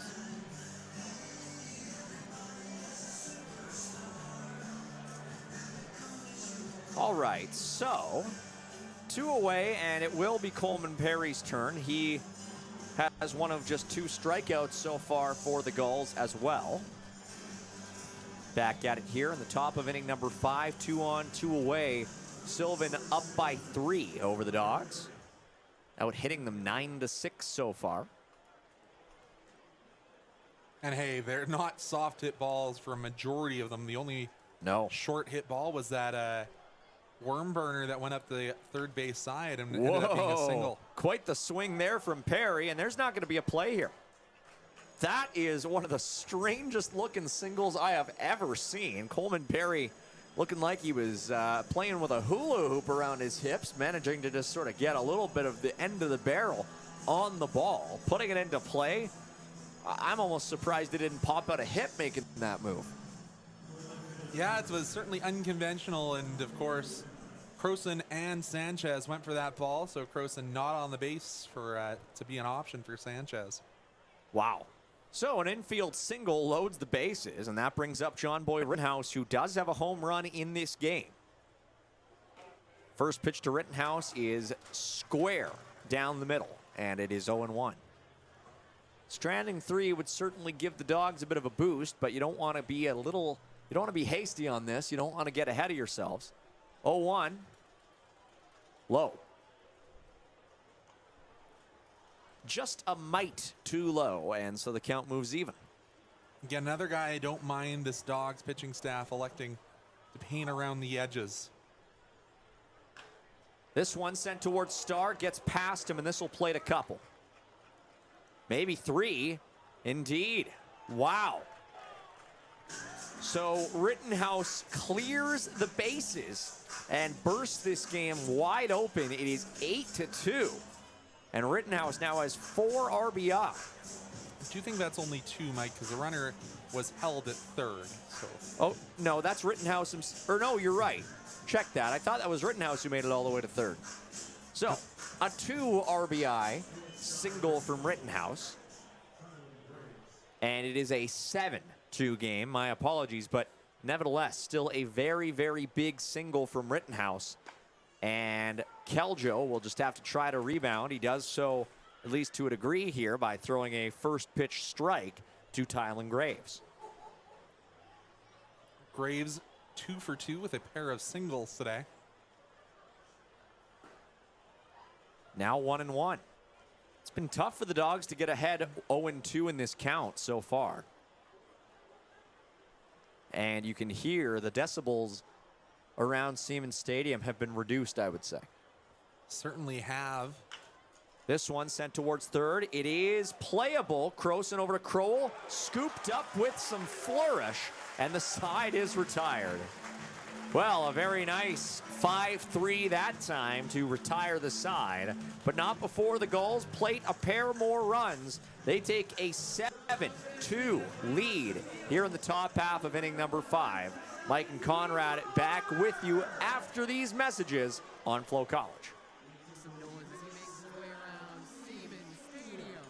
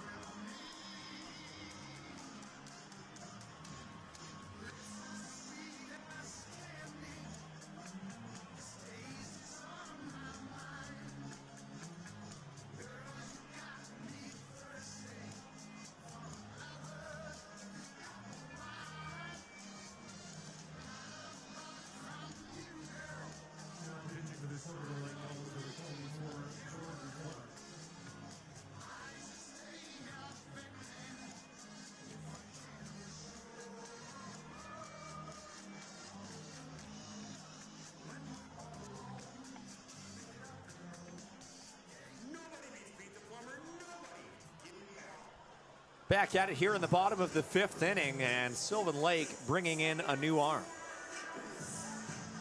Looks like it is Jordan Clark, right-hander from Hutchinson Community College from Orange Park, Florida. Coming in now to face Connor Croson to lead off the bottom of the 5th. Clark, another long extended arm for the Gulls, has gone 4 innings in a couple of appearances so far this year.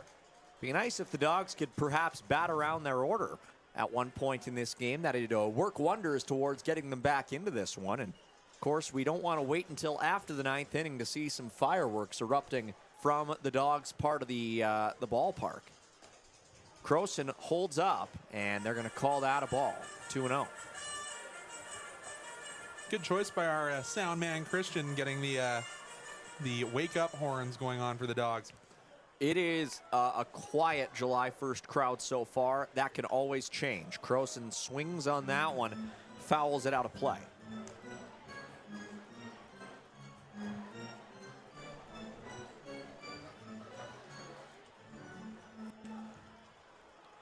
A 4.86 earned run average here for Clark as he soars that pitch. Yeah, that one was not particularly competitive. If you're Connor Croson, do you even swing at this next ball? 3-1, it's kind of in that realm. He does not. And it is another ball, and Connor Croson is given a free base. Again, that's your leadoff guy finding a way to get aboard, which is never a bad thing. And interesting to say, but Connor Croson has advanced 3 separate ways thus far. Single, hit by pitch, and a walk. Not quite a 3 true outcomes batter, but certainly doing his best to impact the game in varied ways. And now it is Ricky Sanchez's turn. Sanchez is 1 for 2, although last time I believe he grounded out. You would be correct. He actually hit into that double play. That's right. That is correct. Ricky Sanchez, the first pitch that he sees while he's in the batter's box is directed at first base. Does not get Croson in time. First pitch towards him is in there for a called strike. Right on the inside corner, and I think Eddie's probably yelling at him, hey, get a hit or I'm not sharing this Leopold's Tavern gift card. That's pretty good. Due up next, Cal Gates and Jacob Rubaleski, both of whom also have hits on their manifest today. That one is on the opposite part of the plate, and it is also not in the zone. It is starting to significantly cool off now that we're no longer in the sun, eh, Mike? I'm not objecting. It's a bit toasty. That one is in there, 1-2. A lot of off speed here for Ricky Sanchez thus far in the at-bat. Finally gets to take off my sunglasses, which looked like it might not be possible earlier on in this game. 1-2 count. Dawgs are being out hit 11-6. And that one gets away. Croson makes a break for second. And I'm going to say if he'd maybe gone a little harder, he might have been able to make it third. But nevertheless, nice to get a free base, especially when there are no outs. And it kind of looked like Ricky almost threw the hand up to tell him to not run and then eventually waved him over. So might have mixed up his long-term teammate. Perhaps. Another arm is warming for Sylvan. But hey, we said that for about 2 innings. We did. Before this pitching change happened. So they maybe like to heat him up. 2-2 to Sanchez, pops it up, and out of play. Oh, our sound guy Christian's on his game today. He is. Unless that was the sound of my windshield. I don't even want you to say anything like that, Conrad. 2-2 count. I'm at risk out there, too. Looks like there's some sort of napkin blowing around behind home plate. And Croson makes a break, and Sanchez puts a charge into this one, and that's going to be a double play. Yeah. Oh, dear. That one's tough. Not what you want to see. A little ahead of themselves, I would say, running on a 2-2 count. Well, and not respecting that one was going in the area of John Boy Rittenhouse. Yeah, a mental mistake there by the Dawgs, and they end up with 2 outs and nobody on, and Cal Gates at the dish. And it's been a game full of those types of instances for the Dawgs where they have come close to generating a rhythm on the base paths and in the batter's box. And now Cal Gates will fly out, and that will retire the side. So the Dawgs squander what looked like a promising start to the bottom of the 5th, and they end up exactly where they started off. They still trail 7-2.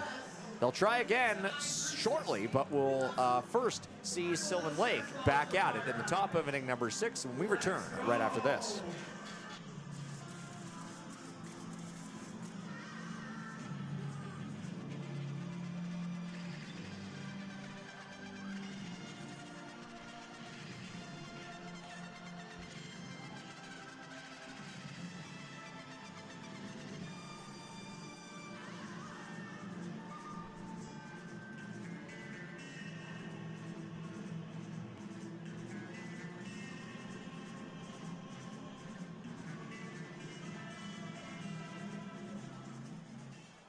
The road to Okotoks tournament is right around the corner. Make sure to secure your tournament pass to ensure you catch the first ever Morneau Cup from the 14th to 19th of July.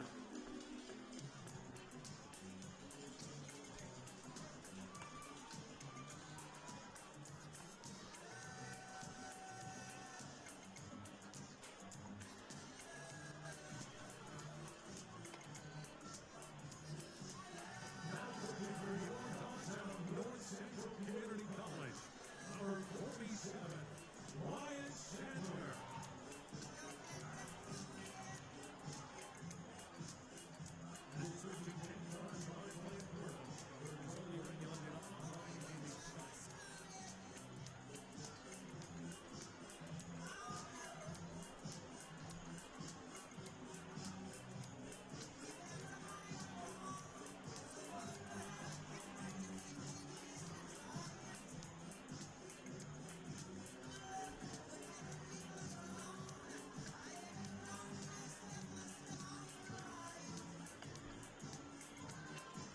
New pitcher for the Okotoks Dawgs is the Calgary native Wyatt Sadlier. Yeah, Sadlier's got some of the best numbers in the WCBL this season. He's pitched 16 1/3 innings. ERA down at 1.65. That is pretty darn strong. He has walked 21, or pardon me, no. He's walked 5, and he's struck out 21 this season. That's a pretty good K rate. Has only given up 3 earned runs all season. Yeah. In how many appearances? A lot. So, yeah, I mean, Wyatt Sadlier, a guy you're happy to turn to. You wish maybe you weren't down by so much, but maybe a good bet to keep them where they are and give them the ammunition to perhaps rally later on in the game. As you said, a bunch of appearances, but a lot of one-inning appearances. 9 pitches in his first appearance. And then he also had a game where he went through a full inning, only threw 8 pitches. Wow. First pitch of this outing, however, is a ball. Leading the way here is Elias Duncan, the catcher for Sylvan Lake. Yeah, Duncan so far here today is 0 for 2 with one of the 2 strikeouts Sylvan Lake has compiled so far, and that's not a strike. Well, some of the folks here don't agree with that one, and it is a 2-0 count now. They've got a better vantage point than down on field level than anybody in the stands, or rather the press box does, though. That one is a strike, 2-1. Yeah, just above the knees that time.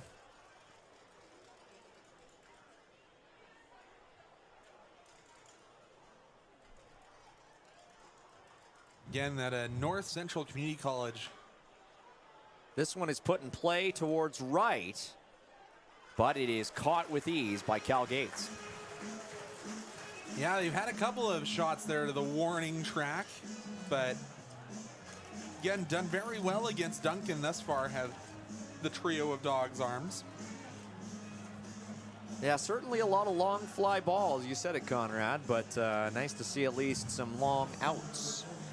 Here in the top of the 6th, things are underway, and the Dogs have put one away.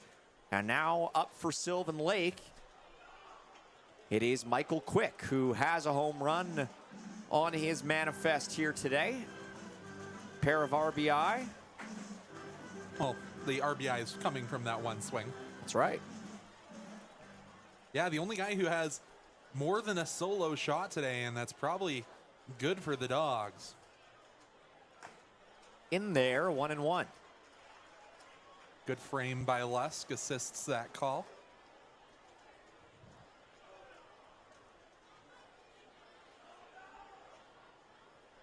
One count. Look out. This one bounces off of the glove of Jaden Lusk. Ends up sort of on the pathway towards the Dogs' dugout.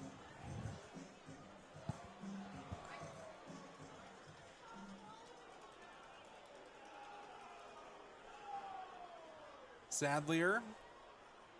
Deals. Yeah, this one is put high in the air. Maybe playable, but it ends up just past the netting on the third base side. As I mentioned, Sadler has the fastball in the low 90s, slider, and a change his pitch mix. Thank God, the Thomas House of Pizza giveaway must be coming soon. Yeah, it has a certain hallmark. I could go for some pepperoni right now. Could you? If my diet would let me. 2-2 count.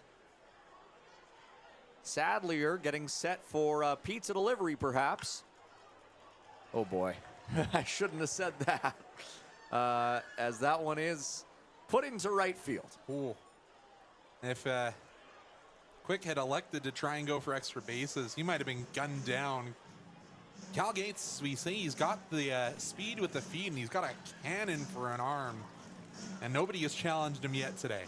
Yeah, Michael Quick put a bit of pepperoni on that swing, I think, as he charged it into right field. And yeah, not much you said there, Conrad, that Cal Gates could have done. So now it's Nathan Hopkins back up for the 4th time today. He is 2 for 3. First pitch to Hopkins is golfed and sent into center. This one is carrying, but it ends up being caught neatly there for the second out by Aiden Krause. Oh boy, though, I had my heartbeat racing that it was his second one to put over the fence today. That will just be warning track power. Yeah, this is certainly been a bit of a power-heavy game, I would say. We're seeing some strong current out of these bats. 12 hits so far from the Gulls, and they've now doubled up the Dogs in hits. So the first pitch coming up here to Gavin Roy, and it is just a little bit too low. Roy is 0 in this game. He and Elias Duncan are the only Gulls not with a hit so far. Can Roy join the hit parade? Second pitch to him is not a strike, 2-0. Yeah, just a little bit too far outside. Also made his catcher stretch a little bit to try and pull it back in so it doesn't assist the call. Pickoff attempt, just a little bit too late. And that underhand toss, very important because you got that pane of shadow that players so often hate coming over that first base side. So yeah, quite the pattern over on the field level. I mean, it's sort of covering every inch of the field. There's different lines and different shadows projected, and you saw there Sadler even had a little bit of a juggle with the underhand toss. You saw Kroll putting his hands up, making sure it was time before he underhands that one back to his pitcher. Check swing. Didn't go around. 3-0 count now to Gavin Roy. Uncharacteristic here for Sadler. Has generally filled the strike zone in his appearances to be down 3-0. In there, 3-1. Look, like that was back to the 4 seam, but didn't put everything behind it.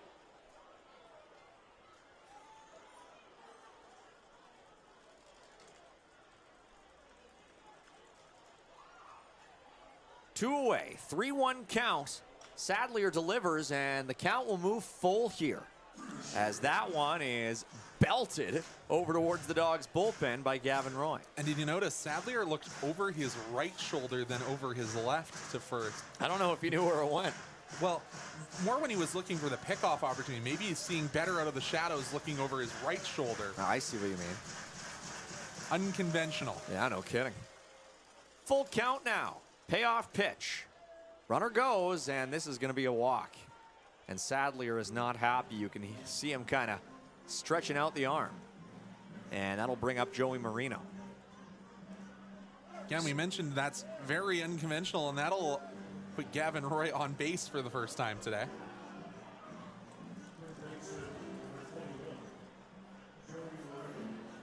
So, Marino coming up. He is 1 for 3. Singled and scored in his last time up.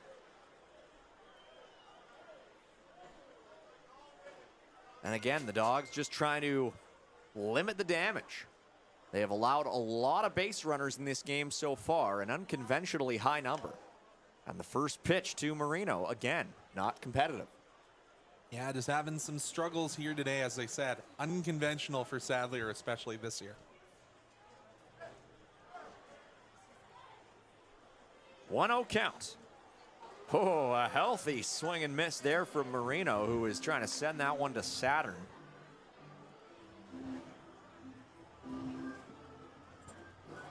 And Sadlier asking for time. The shoelaces have come undone. He'll quickly get those done back up and will face the batter, Marino.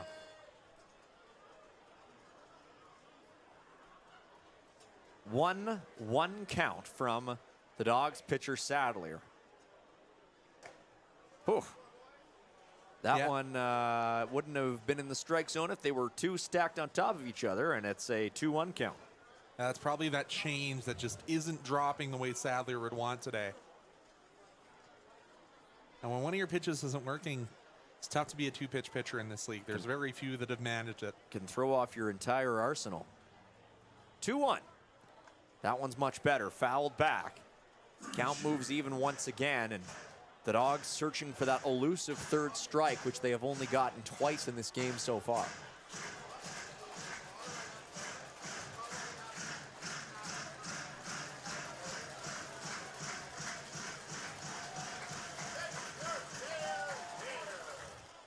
Two count. Sadlier delivers. Oh, not quite. Count moves full. Dawgs fans in the stands had called 3. Rob Allen disagrees. Full count now. Runners go, swung on, put towards short. Sanchez over to Crowell in time, and the side is retired. So the Gulls threaten, but they're unable to score.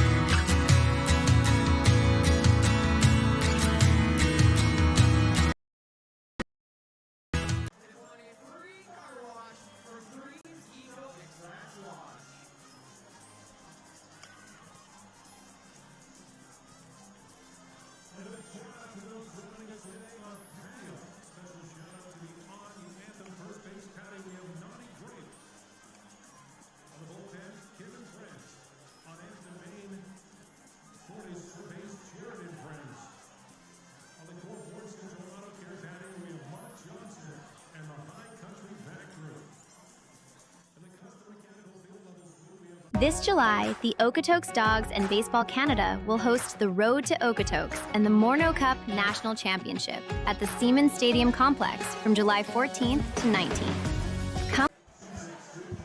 Well, the Dawgs haven't scored any runs since the bottom half of the first inning, Conrad. Will they change that here?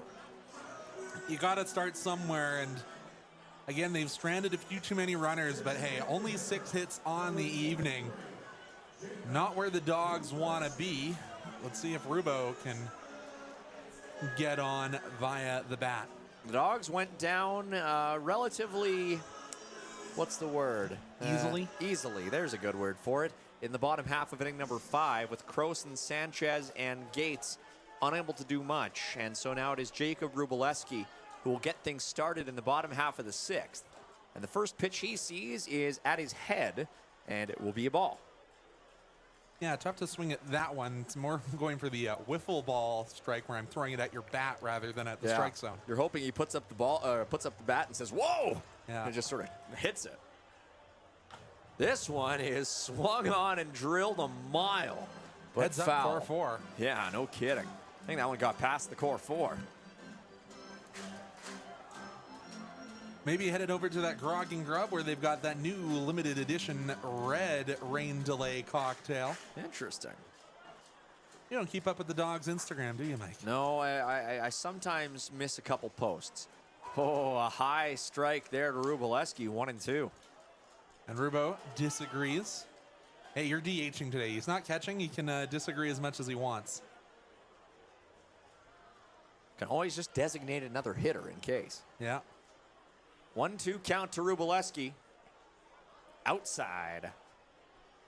He's also not having to stand in front of the umpire for the rest of the game. That's like right. he does when he's catching, so. Well, to crouch, you would say. Fair enough. 2-2 count to Rubaleski. Swung on and put toward the gap in left center field. This one is going, and this one is gone. A solo home run for Jacob Rubaleski. And the Dawgs, after 4 scoreless innings, finally back on the board. It is 7-3. In a day where the solo shot has been the flavor of the day, the Dawgs finally get one of their own.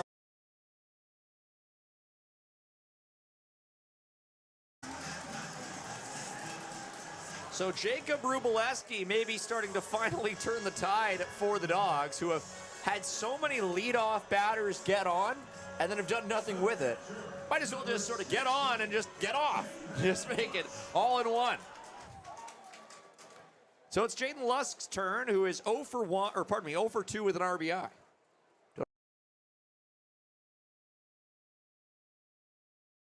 Advanced on the error, which did score the Dawgs run. And the first pitch, or check that, the second pitch to Lusk bounces away. It was a dog was on the base paths. Yeah, from the Sylvan Lake catcher, Elias Duncan. So perhaps the Dawgs finally getting in the head here of Jordan Clark. 2-0. Again, oh, I was gonna say again low, but that one is in there, and it's a 2-1 count. Yeah, Elias Duncan stole that one. Again, the importance of catching on display. 2-1. That was quite the frame attempt as well, but that time not fooling anybody. 3-1 count. I always found it harder to frame it down than frame up. Oh, of course. Not that I did a ton of high-level catching where framing necessarily mattered. Lusk sends this one out to left, and it ends up in the seats. Well, the folding seats, so you have to bring from home.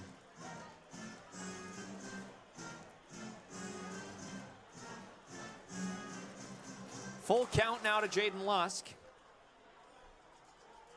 None away. Lusk sends this one to short. Scooped up, sent to first in plenty of time, and there's one away here in the 6th. Yeah, and Lusk was probably just hoping that that one would take a long off the edge of the grass. Did not, and relatively routine play for Graves. So it'll be Nash Crowell's turn, but not before the Gulls have a meeting of the minds out on the mound, and this will be a pitching change. So that will spell the end here for Jordan Clark, who goes 1 1/3, allowing 1 hit and 1 run. It's a solo shot to Jacob Rubaleski earlier on in the bottom of this 6th inning. and his replacement will be announced here momentarily. I think we'll take a break here on FloCollege. We'll be back after the pitcher does warm up for the Gulls.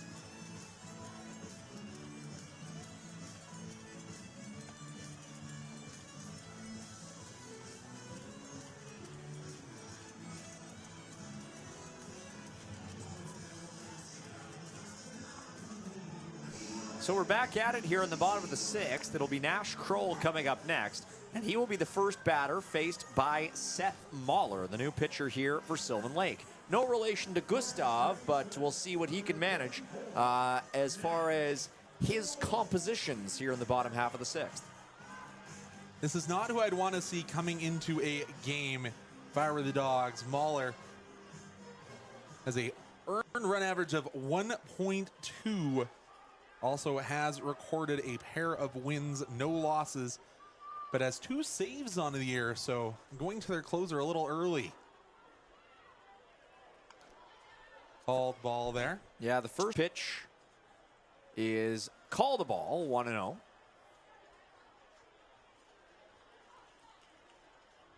Mahler's next offering is swung on and sent sharply over to third. Nice snare there. And a throw in plenty of time retires Kroll with relative ease.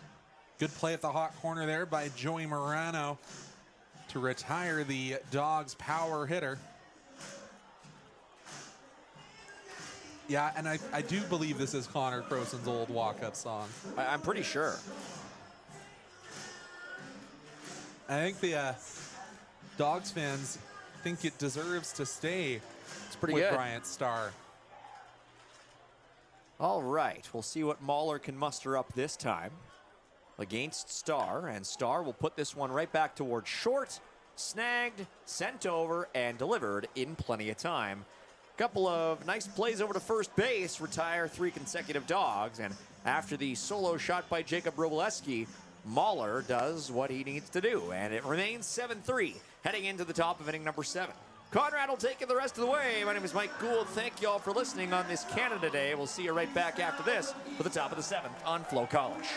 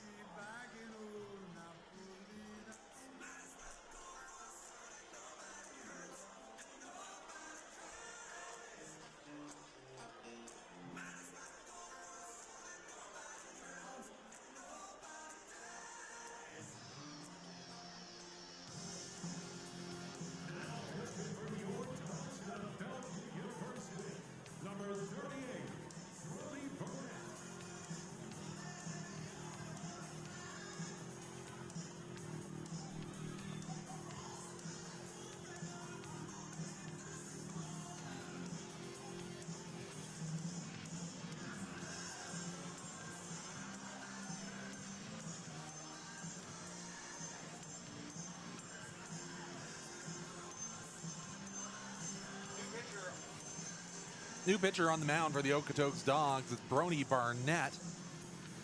Barnett's pitched in 3 games this year, but of course has 2 entries on ball clubs, so I don't have actual complete stats for you at home, but his last appearance was on the 26th against Fort Mac.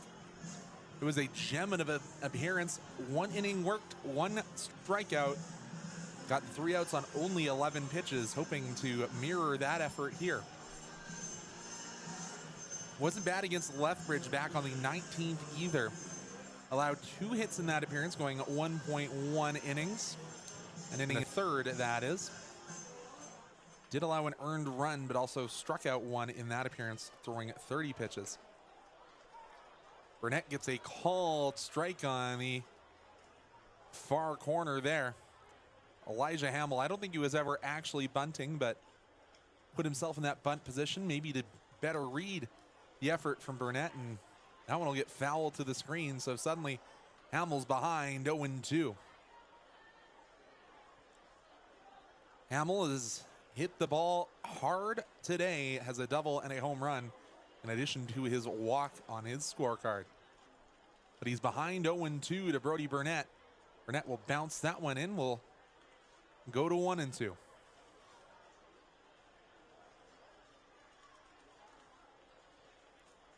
We do have confirmation it's Burnett, B-U-R-N-E-T, so we'll get his stats merged correctly on ball clubs for you. That looked like it was the off speed, just couldn't quite get that one back into the strike zone. That'll move the count back to even 2-2. Burnett was ahead 0-2. The Bellevue product delivers, and that one will get knocked into center. A diving play and a diving catch there by Aiden Kraus. Kraus didn't have the best read, but got a good dive, and that'll be 1 away. Another well-hit ball there by Hamill, but it'll go down in the scorebook as an F8.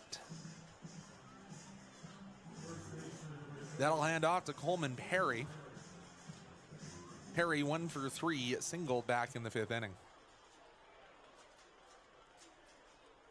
Burnett deals, and oh, what an awkward swing there from Perry.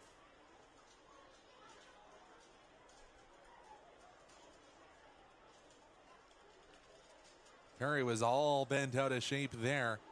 Very upright stance. And again, it's an awkward swing, but hey, it's obviously worked pretty well for Perry.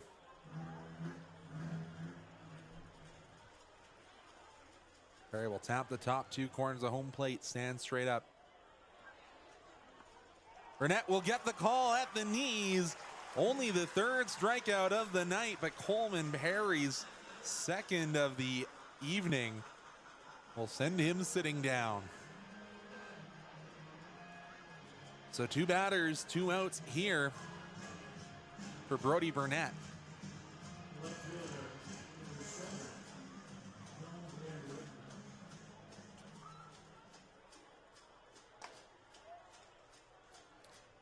Burnett not getting that call. 1-0.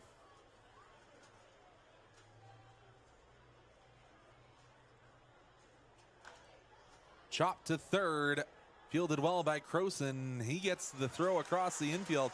And 1-2-3 go the Gulls. The Dawgs make short work of Sylvan. Now they need the bats to wake up. They trail 7-3. We'll be back after these messages on FloCollege.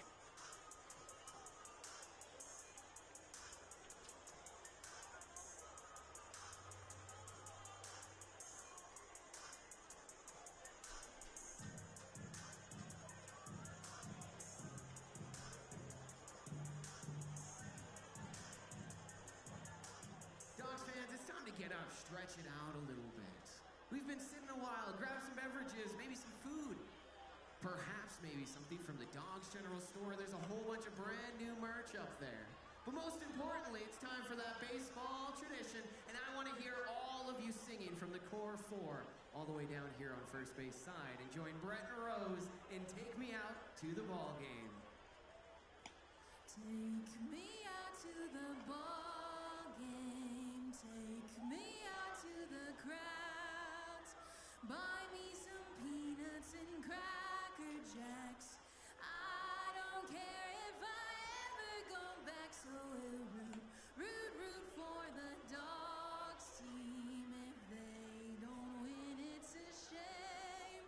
For it's 1, 2, 3 strikes, you're out at the old ball game. The singing voice of Breton Rose with your 7th inning stretch. And hey, the Dawgs are going to need to get those bats awake and stretched out. Yeah, you. Nope. You said it. My microphone on? Looks like we might have had some issues with that one there, Mike. Ah, you just threw the wrong headset on. That's what it was. You got all tangled up with it last time you were getting out of your seat, so there we go. Unbelievable. Look at that. Real professional, Mike. Oh, my goodness. On Canada Day of all things. Oh. That'll bring forth one of those Portland Dogs, Landon Kaufman, to lead it off for the home side. You said it. He has some pop in that bat, but he'll take a called strike in that first offering. Yeah, you need Kaufman to give you a pretty good out bat here. Yeah, I did single back in the second. Got stranded on, and he'll find his way on there as that will find some green grass in the outfield. Some well-watered green grass. That would certainly qualify as a good at bat.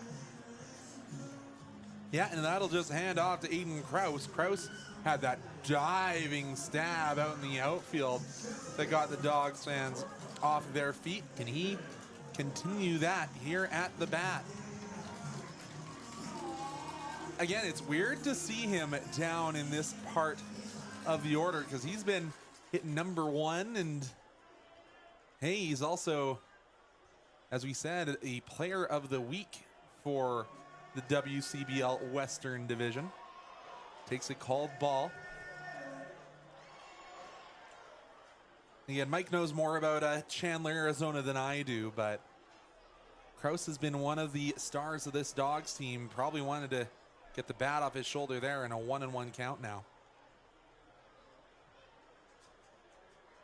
It's kind of interesting to see a guy out of Chandler, Arizona decide to go to Indiana University, but hey, great program up there with the Hoosiers.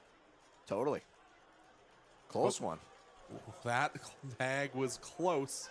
Kaufman manages to get in and around the glove there of Perry. Yeah, the Dawgs haven't had trouble getting the leadoff man on base in this game. It's been what they've been doing after that. Yeah, more than a few turned double plays by this infield, and that's a way to avoid a double play, as that'll get down in that Bermuda Triangle. Kaufman, however, got his signs all crossed up, lucky to scamper back into second. And the Dawgs have a pair on for the leadoff man, Connor Croson. As he said, he's had a bit of an adventure getting on base. Singles in the first, hit by a pitch in the second, and then walked in the fifth. Boy, I mean, holy smokes. Landon Kaufman had to be really careful over there at second base. Now an opportunity for the Dawgs to really start to bridge this gap. Of course, you don't want to speak too soon, but Connor Croson, he's had a good game. Yeah, has been on every time he stepped into that batter's box. Wasn't too happy about how he wore the one in the second inning. Long glance to second. That one bounced off a sensitive area of Matt Payne. Kaufman will stop at third, but ouch. Yeah, you can say that one again. That's a veteran umpire there, and he's going to be not too happy with the catcher for allowing that one to take a funny hop, to say the least. And good to see Savannah on her way out.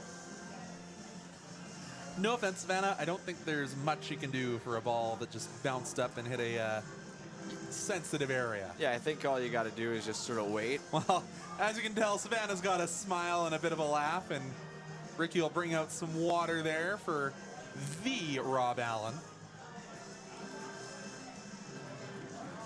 Of course, he asked for that a few weeks ago when he was umpiring and when I was on PA, and I obliged, and he had a bit of a chuckle over at third, but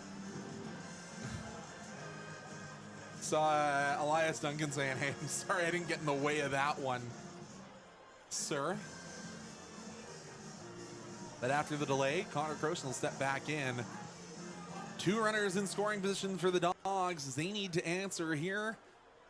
They trail 7-3 to their rivals from just north up the QE2, Sylvan Lake.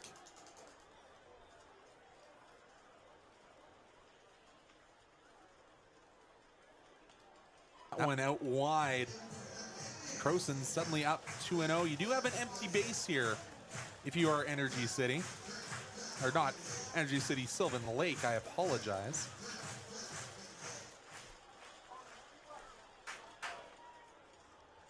Seth Mahler stares in the 2-0 count. That one's right down Main Street, 2-1 to Croson. Yeah, maybe tough to lay off, but when the alternative is maybe going up 3-0 in the count, might as well just make him chance it. Make him at least show you a strike, right? 2-1 to the Tennessee Tech University and Dawgs Academy product. Of course, out of Okotoks, Alberta. He goes ahead 3-1 until he really wanted to drive that one low in the zone. He elects to leave the bat on his shoulder, up 3-1. Especially important with none away. And the flags out in left field are now dead on their flagpoles. Maybe a little bit of a flutter from the Alberta flag. Yeah, the Okotoks flag showing a bit of life. That one's inside. The bases are loaded on another walk for Connor Croson. Yeah, and there you have it. Ricky Sanchez with his brother in town, having just won the Leopold toss. He's going to get a chance here with the bases loaded and nobody out. And going to be a mound visit. I don't think that will be a pitching change. But hey, going to be a conversation at least. Give your arm that is warming again. Tell me if you've heard that one before. Give him a little bit of extra time. But Rob Allen will take a wander up to the mound. Hey, he's probably actually okay with having to walk it off after getting hit a little bit earlier by the wild pitch. Get the blood flowing. You can tell there the coach from Sylvan probably asking him how he feels. And the answer from Rob Allen is about the same as I did 5 minutes ago. Yeah, I can still feel it. So it's Ricky's turn.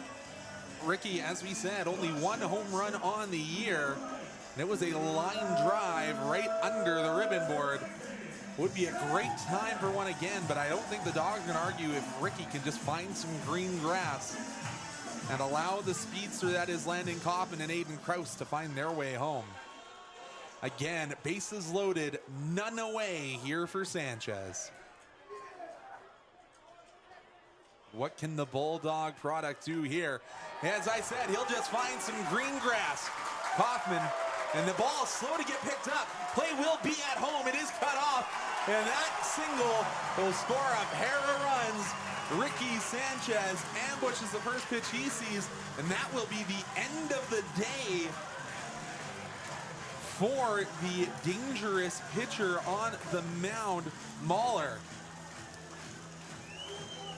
Yeah, in the end, it looked like Mahler might have been composing a symphony, but just fell apart at the last moment. And we'll see how his successor is able to work out of this little jam.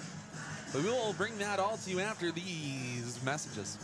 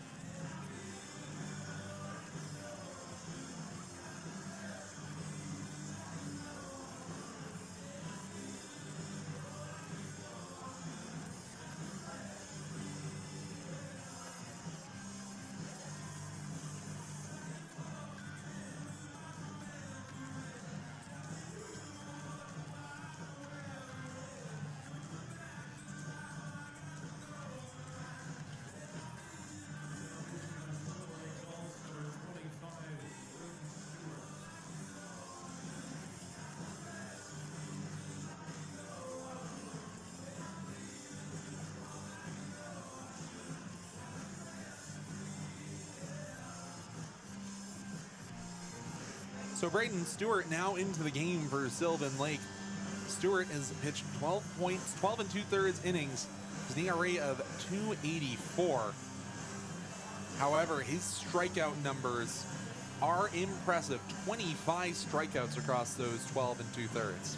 Yeah, he'll need to be good with the Dawgs obviously threatening here. They have the go-ahead run coming up to the plate here in Cal Gates, who obviously has been one of the more dangerous players in the whole WCBL this season. And behind him, you got Jacob Rubileski, who has a home run today. So it's certainly a meaty part of the order now for the Dawgs coming up to the plate. And they've already scored 2 in this inning. I'm just looking down at my mom and judging by how the weather is out there by my mom, and she's got I think she's headed over to the Dawgs store and picked up a jacket. But hey, it's been a beautiful day here in Okotoks and a back and forth affair. What can Bedford, Indiana zone do? And hey, they recognize the speed that he presents. They're going to bring the corners in, trying to avoid a squeeze from Cal Gates. That would be very selfless if he laid down the bunt here. He'll swing over the top of the first effort. And I think that might send the corner infielders back, seeing that hack. Yeah, that was no bunt. No. As I say that, Perry still has 10 toes on the infield grass. Morano will come in a little bit later. That one just outside. Gates stops the swing there. As it is officially Skeeter bug season, as Mike Gould is finding out. No kidding. Getting all over our press box. That one right down Main Street, 1-2 for Gates. I have to think there will be some defensive swings here from Gates. Not wanting to go down to be the first out via the K. Yeah, that's not what you want. Not at this point. Gates chops that one. Will cut off the lead runner, Croson, but that's all. So fielder's choice number 2 on the day for Cal Gates. Yeah, heads up play there over at short, or pardon me, over at second.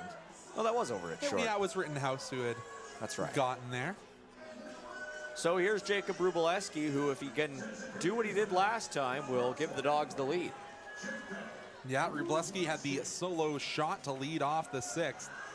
But hey, I think just like you saw back with Ricky Sanchez, is that you're just happy to find some green grass. Rubo, again, another Gonzaga product.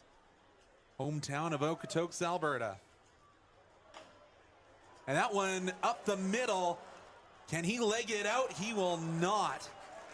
The 5-3 unassisted double play, and the Dawgs threaten, but they only get 2. They trail by 2, 5-7. For more than 40 years, we've been there, helping Canadians find the extra space they need to grow and to create new memories. Sentinel Storage. Buy Canadian, store Canadian.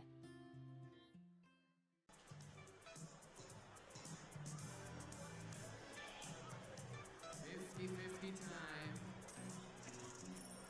It's time to get those 50-50 tickets out. And my goodness, someone tonight is going home with $5,230. $5,000 in change going to A, B,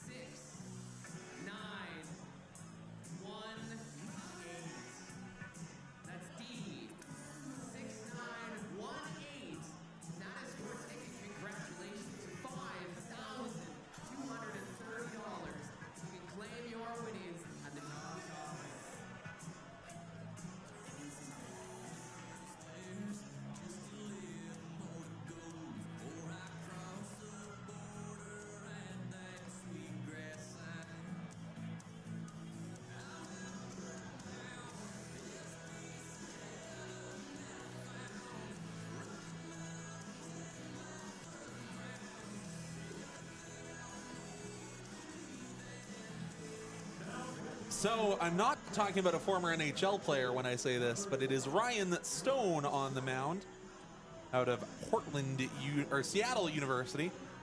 As I say, the Dawgs seem to like to look to that area of the country to get their pitching and general teammates from. Yeah, a lot of Oregonians and Washingtonians and Idahoians and what have you.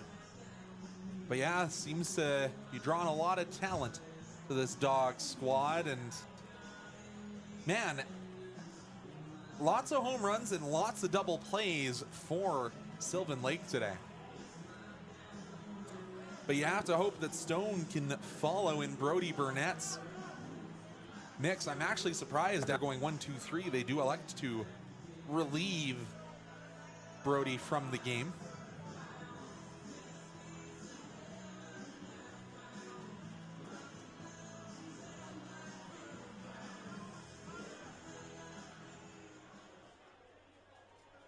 This will bring Ryan Stone to his first time pitching in front of the Dawgs faithful. He had 2 appearances on that long trip to Fort Mac. And hey, he was pretty darn good. Only allowed 1 hit, struck out 2, didn't walk a soul. Dawgs just need to do what they can to limit the damage from here on out. They've done a decent job of it in the last couple innings. Hey, maybe that's the commentator's curse coming in here, is Stone now behind 2-0.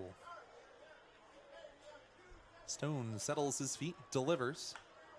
That one will be knocked into the direction of Kaufman. It'll be down, a single to lead off. Hey, you'll take a leadoff single after how many times the Dawgs have seen the first runner take a trot around the bases today. Yeah, I mean, you know, we've seen this work the other way, the opposite way. And the Dawgs just have to try to reinforce that pattern, the same one that they fell victim to, try to turn it around. So that'll bring forth Elias Duncan 0 for 3. He sit down via the K once today. Last appearance, he flew out to right field. Stone barely takes a look over his shoulder. Delivers a called first strike.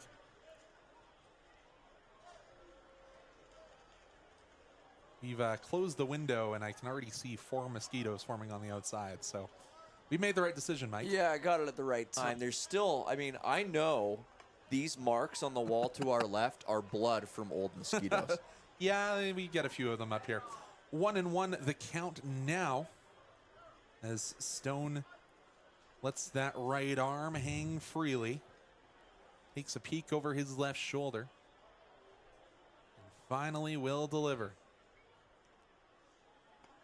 That one well outside again. 2-1 the count.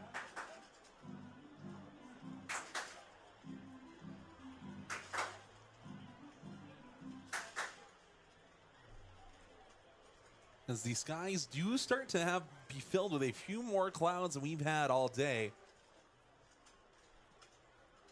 And that one will be hit high into the Okotoks skies.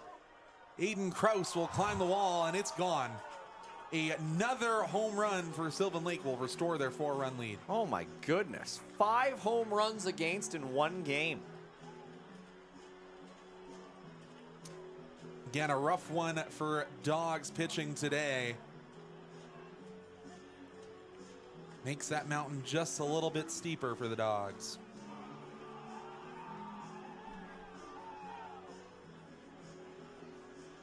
Yeah, it's just been that kind of game. Every time there's a punch, there's a counter punch, and there's not much the Dawgs can do when you are up against a team that has this kind of firepower, except try to punch back. They've stranded a few too many guys, have the Dawgs, and that one will skip 5-hole, and Rob Allen probably thanking his lucky stars that it just skimmed along the ground, didn't bounce up. Yeah, do the initials RISP mean anything to you? The good old runners in scoring position. There we go. Too many. It's a story last year of the Dawgs too, as that one nearly hits Michael Quick. The 9-hole hitter, he's also hit a home run. And Elias Duncan now has left every single Sylvan player has made it on base as that one's fouled off, 2-1. He was only on base just enough to make the trot around them.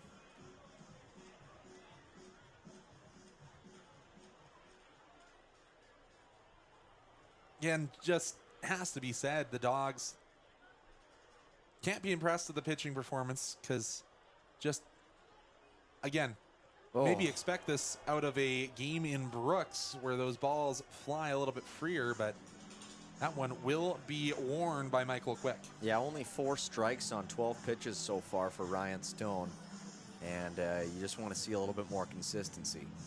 Gonna have a mound visit here, and you have to think this might just be to buy a little bit more time, even though I don't see anybody in red starting to throw. Yeah, just one of those games that gets away from you if you're the Dawgs here. And I mean, if you can get some momentum back here in the bottom half of the 8th, that's great, but it is looking difficult.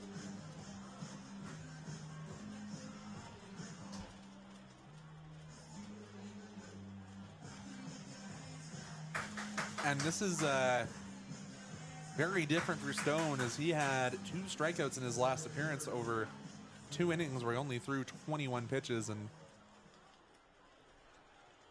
does look like number 4 beginning to warm for the Dawgs. That one in the dirt, blocked by Lusk. Again, not a ton of strikes thrown here by Stone. Yeah, it's just these pitches aren't quite competitive just yet. 1-0 count. Stone just outside on that one. That one was closer, but still a 2-0 count for the Dawgs man on the mound. Almost wonder if we see a little bit of velocity coming off this time around. Sometimes when you think too much, though, and start doing that, you just avoid the strike zone completely. That one, the off-speed, as you predicted, Mike does find the strike zone. Yeah, sometimes you just got to keep it a little lighter. 2-1 for Stone. Delivers. Gets that one fouled off, and Stone's even the count back up at 2. Yeah, this is the sort of thing. You just got to reestablish your rhythm, get ahead of things a little bit. Maybe work a little bit faster, work up a little bit slower. Just get that rhythm back into your delivery. 2-2. Count is back to even, as I said. Stone delivers. This one will be popped up. Infield fly rule likely in effect. Settling under it there was Starr, and 1 away finally for the Dawgs.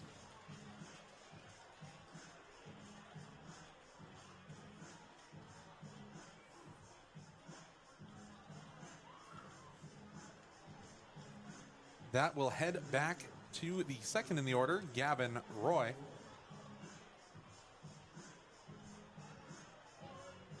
Officially goes into the score sheet there for Hopkins as an F4. Yeah, Roy, the only member of this Sylvan Lake team not to join the hit parade so far. Has been on base, did walk his last time up. Takes a called strike in the first pitch he sees from Ryan Stone. Again, you only find your way on via the walk. At least your OBP stays a little bit more respectable. But down 0-1 here, and that one fouled off to the fence, but that'll still count as a strike. Stone gonna try and find a strike. And the Dawgs have only struck out 3 so far tonight. More home runs than strikeouts as a pitching staff is not going to make anyone happy, as that one nearly some chin music for Gavin Roy.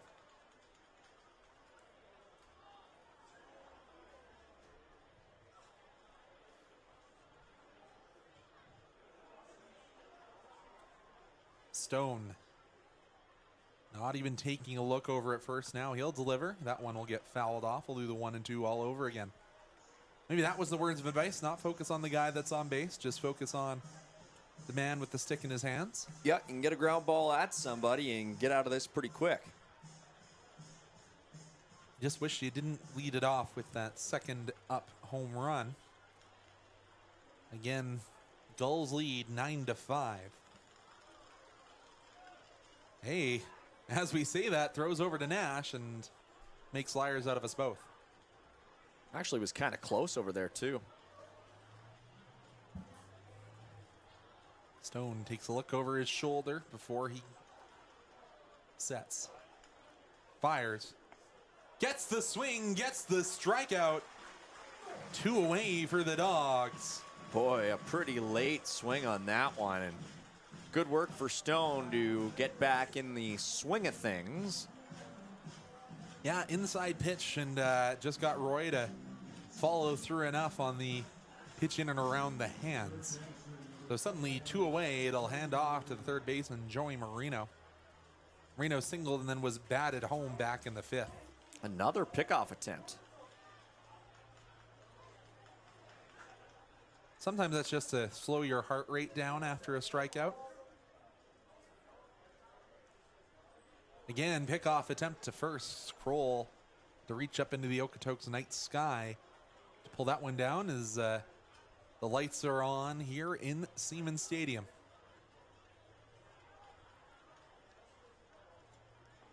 Stone bounces that one in, 1-0.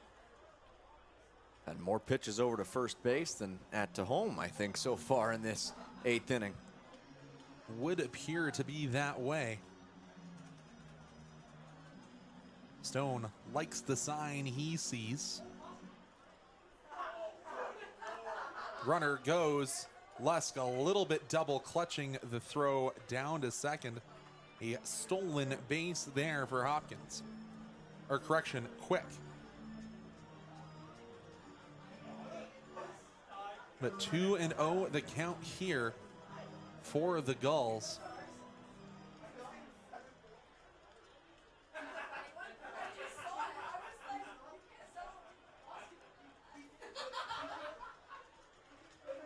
Pitch comes home, called strike. 2-1 the count. That's way better stuff coming off of the or coming out of the hand rather of Stone, who has now gotten up to a 50-50 split of strikes and balls. The delivery, that one's gonna get called a strike every day of the week and twice on Sunday. 2-2. What about on Wednesdays? That's the part of the 7 days a week.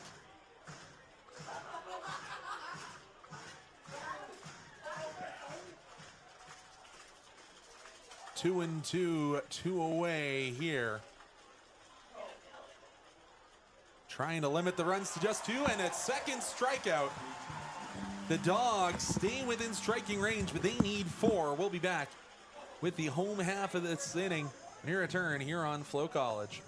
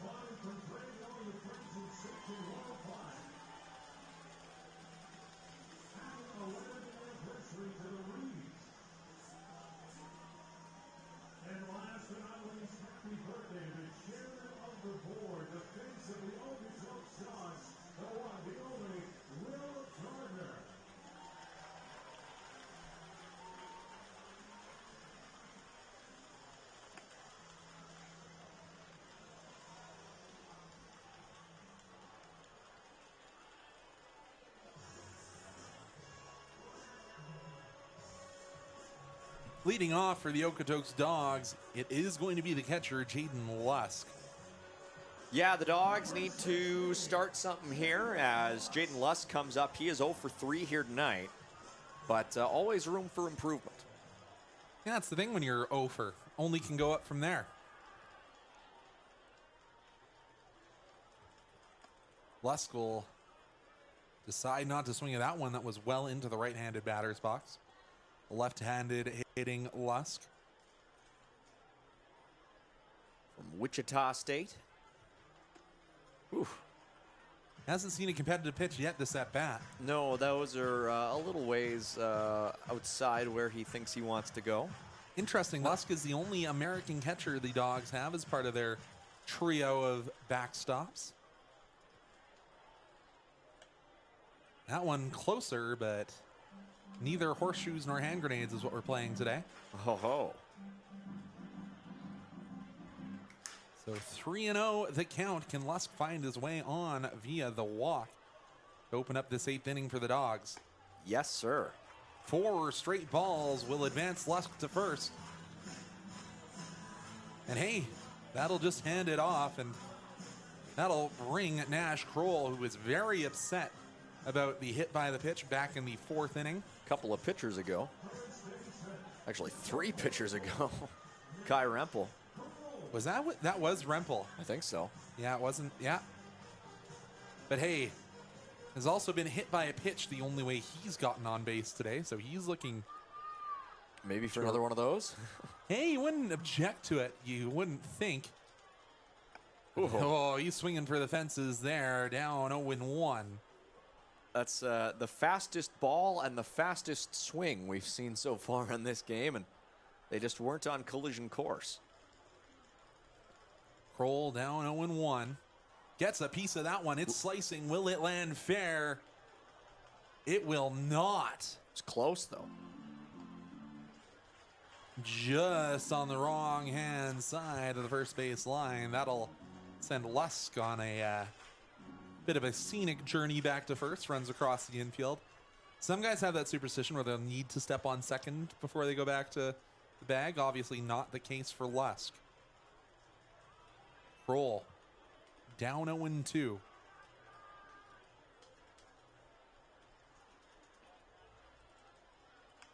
Kroll fouls that one off. Out of play.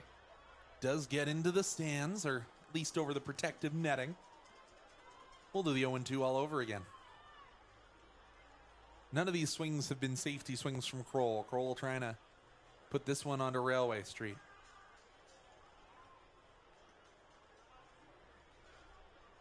0-2 delivery. Kroll fights that one off, and we'll go to the 0-2 for the 3rd time. Just keep increasing the pitch count any way you can. And for once, there is not a pitcher throwing in the bullpen for Sylvan Lake.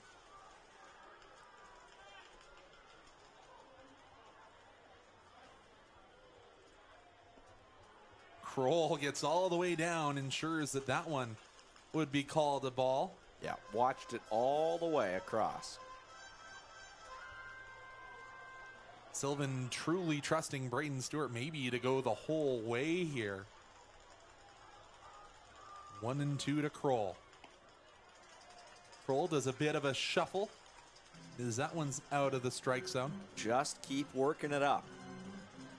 I wouldn't call it anywhere near a Soto shuffle, but hey, if Juan Soto wants to give up free inside the park home runs, I'll take those. 2-2 is a ball came in over the outfield fence. Came in the other way. Balls have been leaving.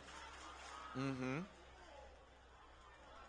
2-2 here to Kroll. Kroll started down 0-2 and has made this a 7-pitch at-bat at the least. Kroll swings, fouls that one, or hits it straight up into the Okotoks skies. Ranging over is Gavin Roy, one away for the Dogs. Kroll was extremely disappointed with himself there. Yeah, he was not happy. So now it's Star's turn, and Star, like the rest of this middle part of the order, is 0 for 3. advanced on a fielder's choice just once. That was back when just after Nash got hit by the pitch. So yes, 0 for 3. It has been on base. Gonna try and advance Lusk here. Dawgs, 5 runs on 10 hits. No errors. Makes contact, but that one will find the protective netting.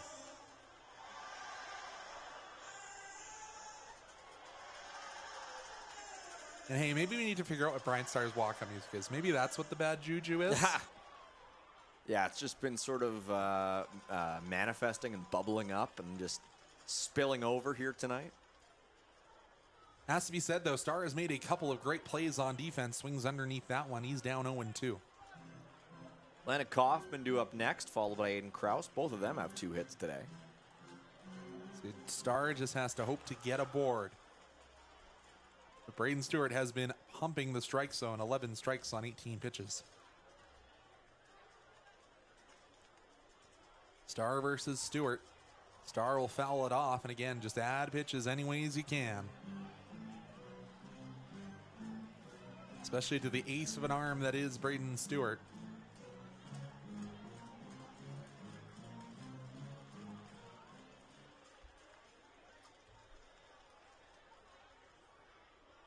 Beautiful sunset across the Okotoks sky as Stewart delivers. Outside, good eye by Starr.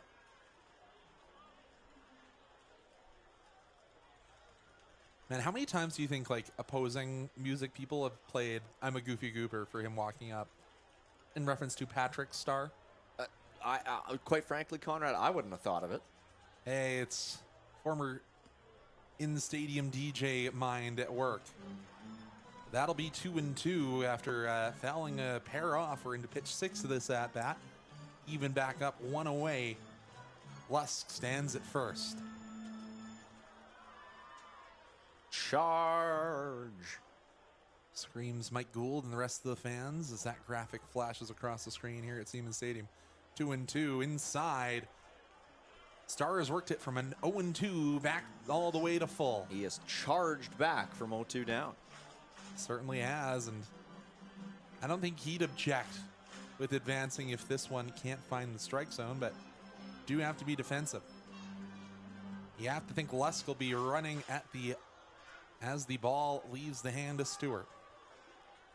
Stewart thought the same, elects to check on him. Back in head first is Lusk.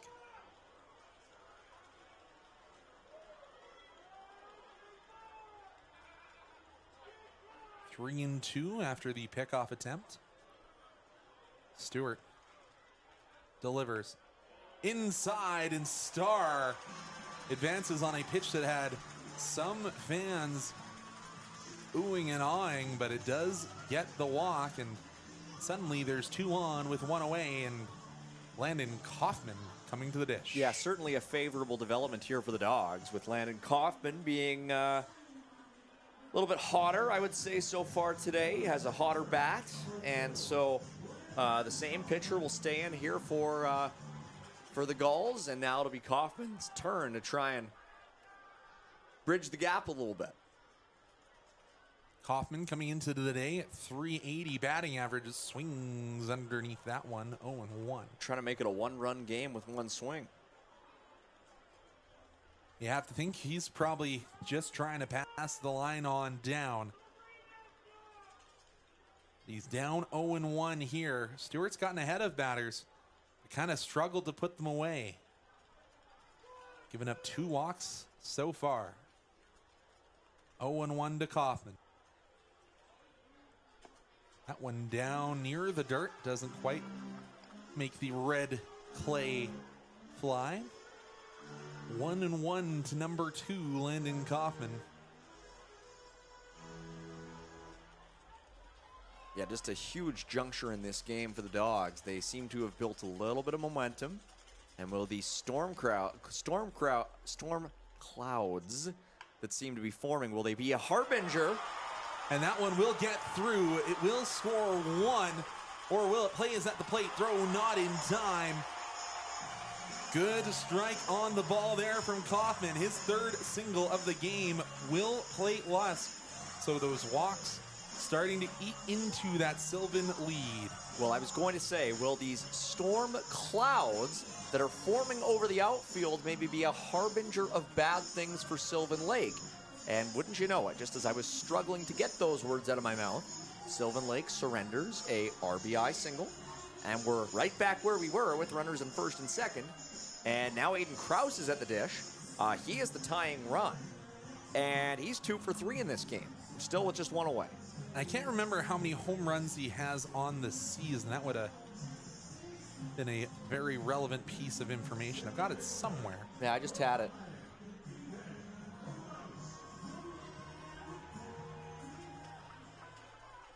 He does have 1 that was back against Brooks. Looks like he has 4 in total. 4, 1 against the Mavs.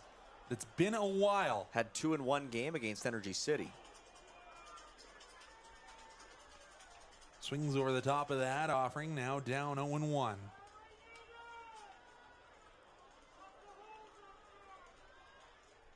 Again, Krause batting in a different position, not used to being at this point in the lineup, but definitely used to having runners on. Star at second. 1-1 the count now after that one ruled to be a ball. Star at second, Kaufman at first. Krause at the dish, Croson on the on-deck circle. Star takes a few stutter steps in the direction of third.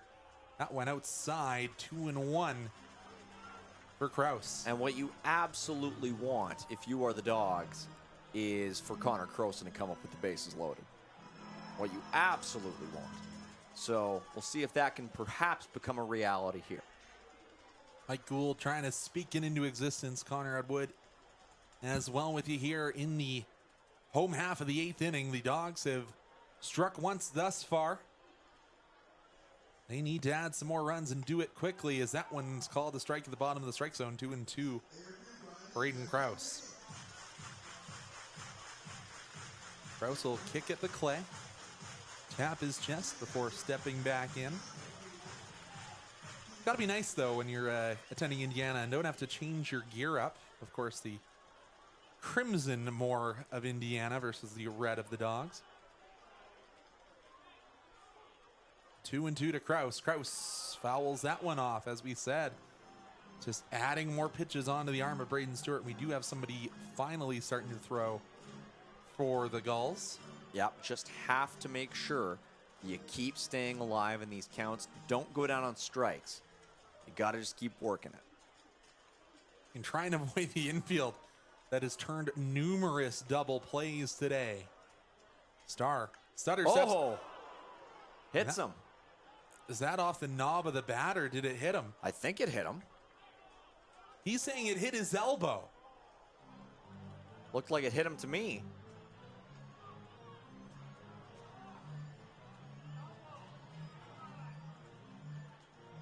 And they are going to give it to him. Went off the arm guard.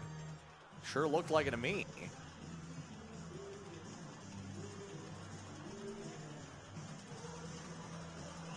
And they are going to meet, and they are going to give the base, and that's going to draw out the Sylvan Lake coach. Yeah, I mean, it looked pretty cut and dried to me. I don't know. Great soundboard. Oh, if only we'd had the stadium mic on. You can't handle the truth.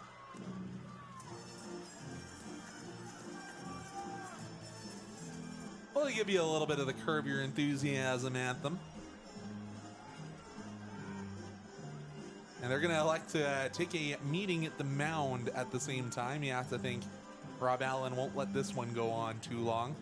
But hey, this is full of Dogs. And one of the most dangerous batters in the history of the WCBL coming up to the dish, in Connor Krause. Again, this is exactly who you want. 1 out, bases loaded, and Connor Croson's the go-ahead run.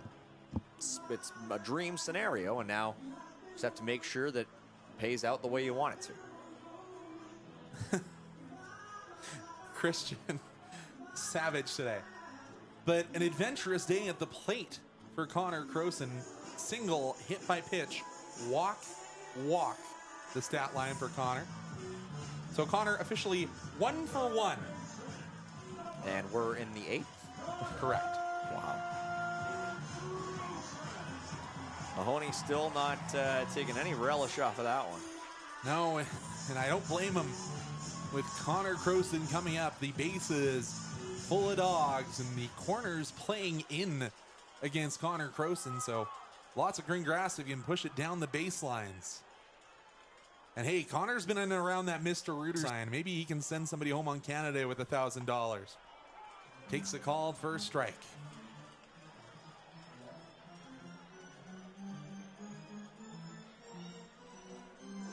So after the mound visit, 1 strike with 1 away, and long leadoff over at first for Kaufman. Or correction, that's Kraus. After he was hit by pitch, and Connor fouls that one off, and suddenly he's down 0-2. Well, we'll see if Connor Croson can rally back from this deficit in the count. I mean, a strikeout would be preferable to a double play, I suppose. Stewart delivers. Croson, safety swing. We'll see another pitch. Manages to just keep things going. There's a reason they call it the safety swing. Connor Croson down 0-2, but pitch number 4 of the AB coming here. Stewart likes the sign. Delivers. Not a safety swing there, and no contact on the ball. Croson will go down on strikes. Again, you'd rather have that than a double play here, and of course you bring up Ricky Sanchez, the king of contact, but it's a really tough break for the Dogs. Ricky's hit into a pair of double plays today himself, but also has the single and an RBI in his last at bat, and he's single back in the first inning. Tough to hit into a double play now. Hey, it just needs to be off the menu.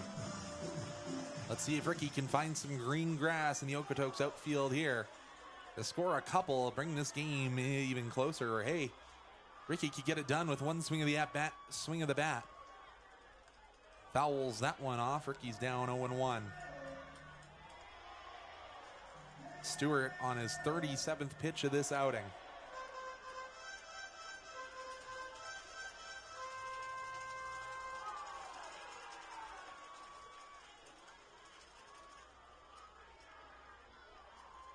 Sanchez swings. That one will be out in the direction of the field house, so he's suddenly down 0-2. The Dogs fan favorite, as he knows he has a Leopold's gift card probably waiting for him at home. Well, at least part of one. Yeah, who knows how much his brother will use. But down 0-2, Ricky Sanchez. The 0-2 delivery. And Sanchez will go down swinging. Wow. The Dogs threaten, but they only get one. They leave the bases full. Sylvan will have their chance to put an exclamation mark on this one. We'll be back on the other side of these messages with the 9th inning here on FloCollege. Commence 10 to 15 minutes after the end of the game, since it is nice and dark. We thank you all for joining us to celebrate Canada's 159th birthday here in beautiful Seaman Stadium. Where it began, I can't begin to know, but then I know it's growing strong. Wasn't the spring, and spring became the summer. Who'd have believed you'd come along?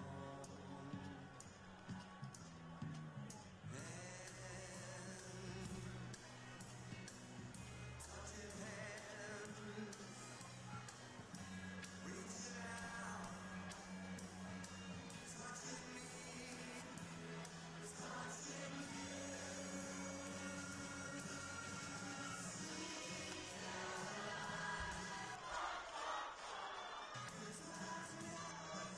So without the services of Ashton Loera for the rest of the way, the Dogs will turn to Brody Forno. What can't Brody do? He's been a starting pitcher. He's been a long reliever. He's had single inning outings, and now coming in to try and ensure no more runs enter on the Sylvan Lake side of things. Yeah, Forno, a Foothills composite product, will be the, we assume, final pitcher the Dogs use in this game, although stranger things have happened. And obviously the Dogs came close to equalizing in the bottom of the 8th. Were unable to do so. And so it'll be Forno's task to try to maintain the current margin of runs.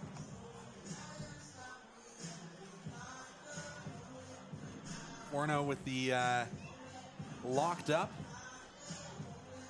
hoping to lock down Sylvan Lake. And hey, the velo is there for Forno in the warm-up pitches, but maybe a little lacking in the control in his warm-up pitches. But hey, it's one of those fifth-year vets standing on the rubber to try and allow the Dogs to remain in striking distance to try and take home the Canada match and not drop their second in a row. First batter he will see is Elijah Hamill. Hamill has home run today, had the long double and scored on the walk. His last at bat, however, was that fly out to center field, and the back off pitch by Brody Forno. Yeah, the Dogs have tread quite carefully around Elijah Hamill so far in this game. They haven't really had any other choice. Yeah, when you have that big long double in the first and then the solo shot in the third, understandable that the Dogs are taking a little bit of extra caution. Forno probably swatting at he's got a couple, or he can't see the signs, I don't think. Well, it's getting dark out. Hey, he needs the fireworks to light up the sky so that he can see the signal. We have a nice backdrop of clouds. That'll make it even more spectacular, I think.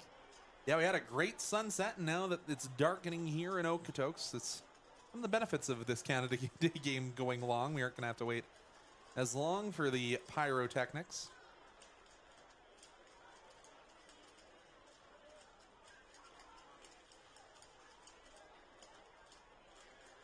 Forno probably wishing the pitch calm was in effect here in the WCBL. Forno gets the sign, delivers. Swing and a miss from Hamill. Forno evens up the count 1-1. Just got to keep maneuvering, keep chugging away. This game has gone a little bit longer than I thought it might have when we were going into the middle innings, but the Dogs' attempts to try to rally have lengthened things. Forno trying to pay it on the outside. Down 2-1.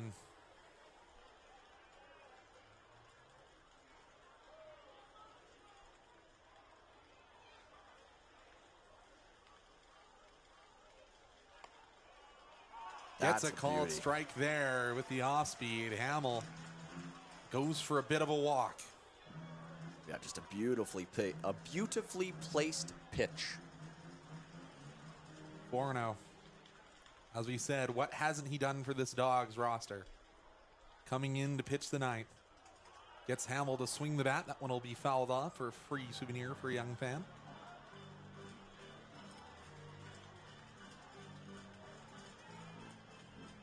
By the way, due up for the Dogs in the bottom of the ninth, Cal Gates, Jacob Rubaleski, and Jaden Lusk.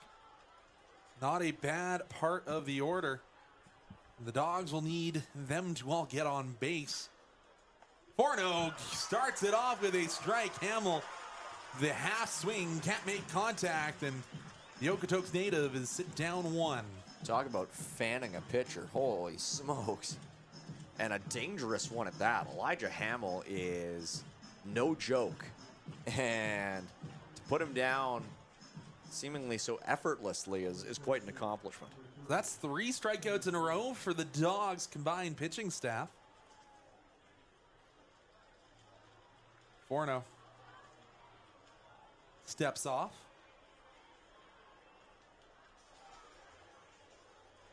Staring down Coleman Perry. Perry 1 for 4, a pair of strikeouts on the evening. That one just misses outside. Looked like a pretty solid pitch, but tough to say from up here.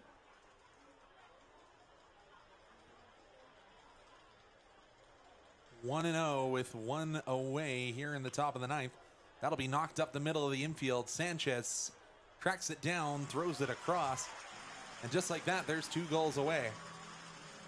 Hey, the fifth-year player getting some assists from the other fifth-year players on this Dawgs squad. And now it's John Boy Rittenhouse's turn. 3 RBI in this one. Yeah. Solo shot, and then that 2-run long single. Back in the 5th. Big, tall shortstop here, Rittenhouse. A little bit different than the Dawgs zone over at short. Just yanking that one out of the strike zone was Forno.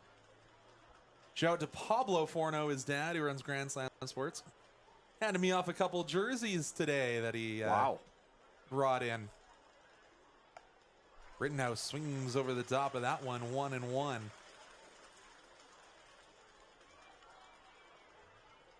I remembered back when I was a Sportsnet 960 intern and had Brody on to talk about the Dawgs. 1-1, and Rittenhouse fouls that one off. Nash Kroll knows this stadium well enough to know that one was not staying anywhere near the field of play. Forno will let his infielders jog back into their positions as Starr had gone a long way to chase that one down. And he sit down Rittenhouse here. Forno delivers. Rittenhouse, again, safety swing to keep the count alive.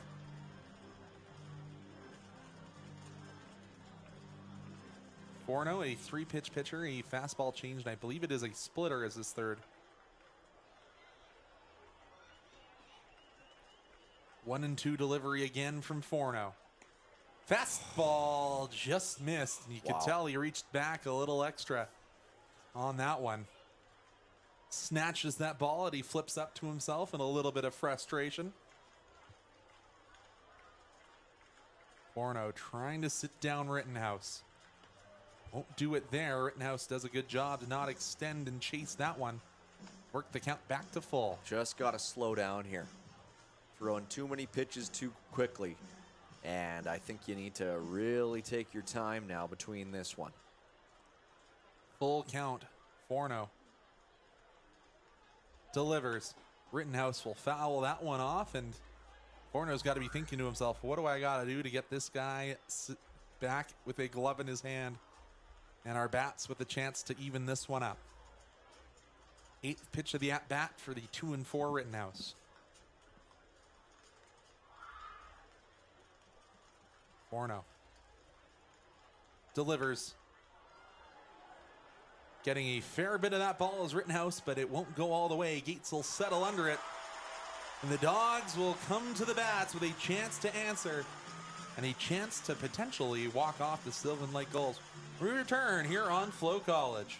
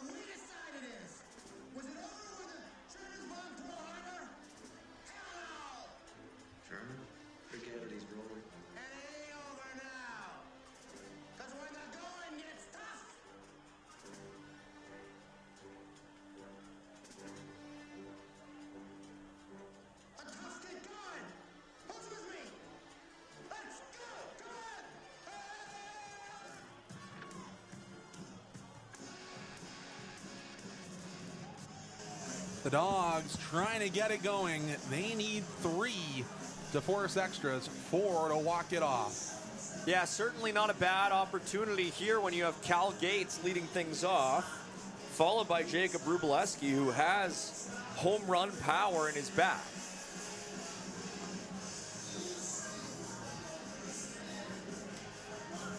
Be a nice night for some walk-off fireworks, perhaps, Conrad?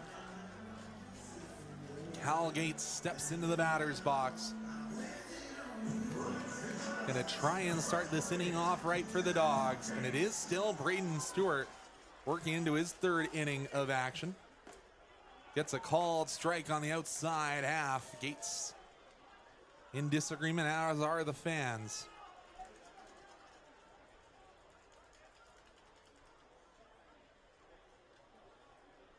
A 1-1 delivery. Stewart to Gates. Gates doesn't get the bat off his shoulder. Called strike, and a little bit more frustration there from number 3 in red. Gates only 1 for 4 today. Into a couple fielder's choices as well. Oh, swing and a miss there, and you can tell why they're letting Stewart continue on. That's his third strikeout in a row. Talk about just sitting the guy down. Wróblewski up next. We'll see if he has better luck. Wróblewski, the DH today, is hit the single with the with 1 RBI back in the first, and then had the solo shot. So 2 of the Dogs' 6 runs have come off of this bat. Rubo will step in.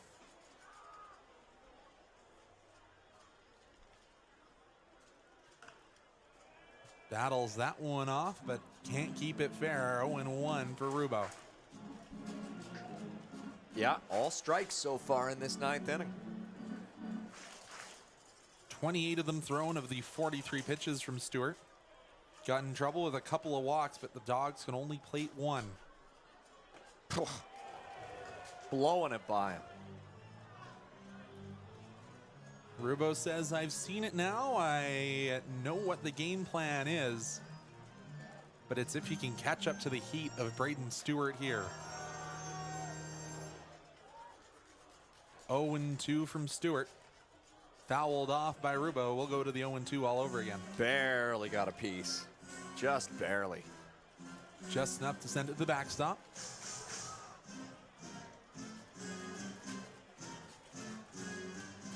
Stewart almost standing stoically, still towing the rubber.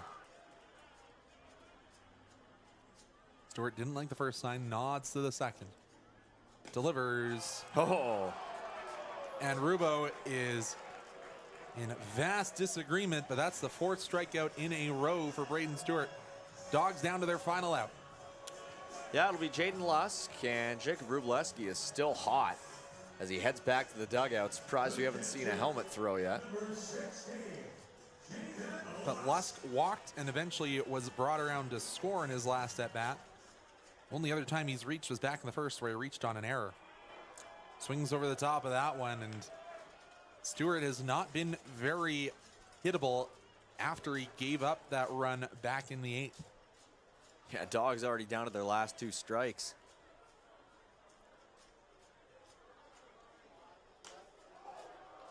And that will be all she wrote for the Dogs. Settling under it is Rittenhouse. And every dog has its day, Indeed. and this one just ain't yours. Yeah, they threatened. They loaded the bases. They had a lot of runners in the scoring position, but ultimately they just couldn't get the job done in the end. So the Dogs have now lost 2 in a row. And the Gulls are, looks like they were celebrating out there with a fan who had made their way onto the field. Oh, man. Dogs aren't going to be very happy with that, with their security. Don't see that very often. But hey, the Dogs will have a chance to come back and answer as they play again tomorrow, hosting the Fort McMurray Giants, who they just took that 3-game series from up north. But for myself, Conrad Wood, and my commentary partner, Mike Gould, thank you so much. We'll see you again tomorrow here on FloCollege.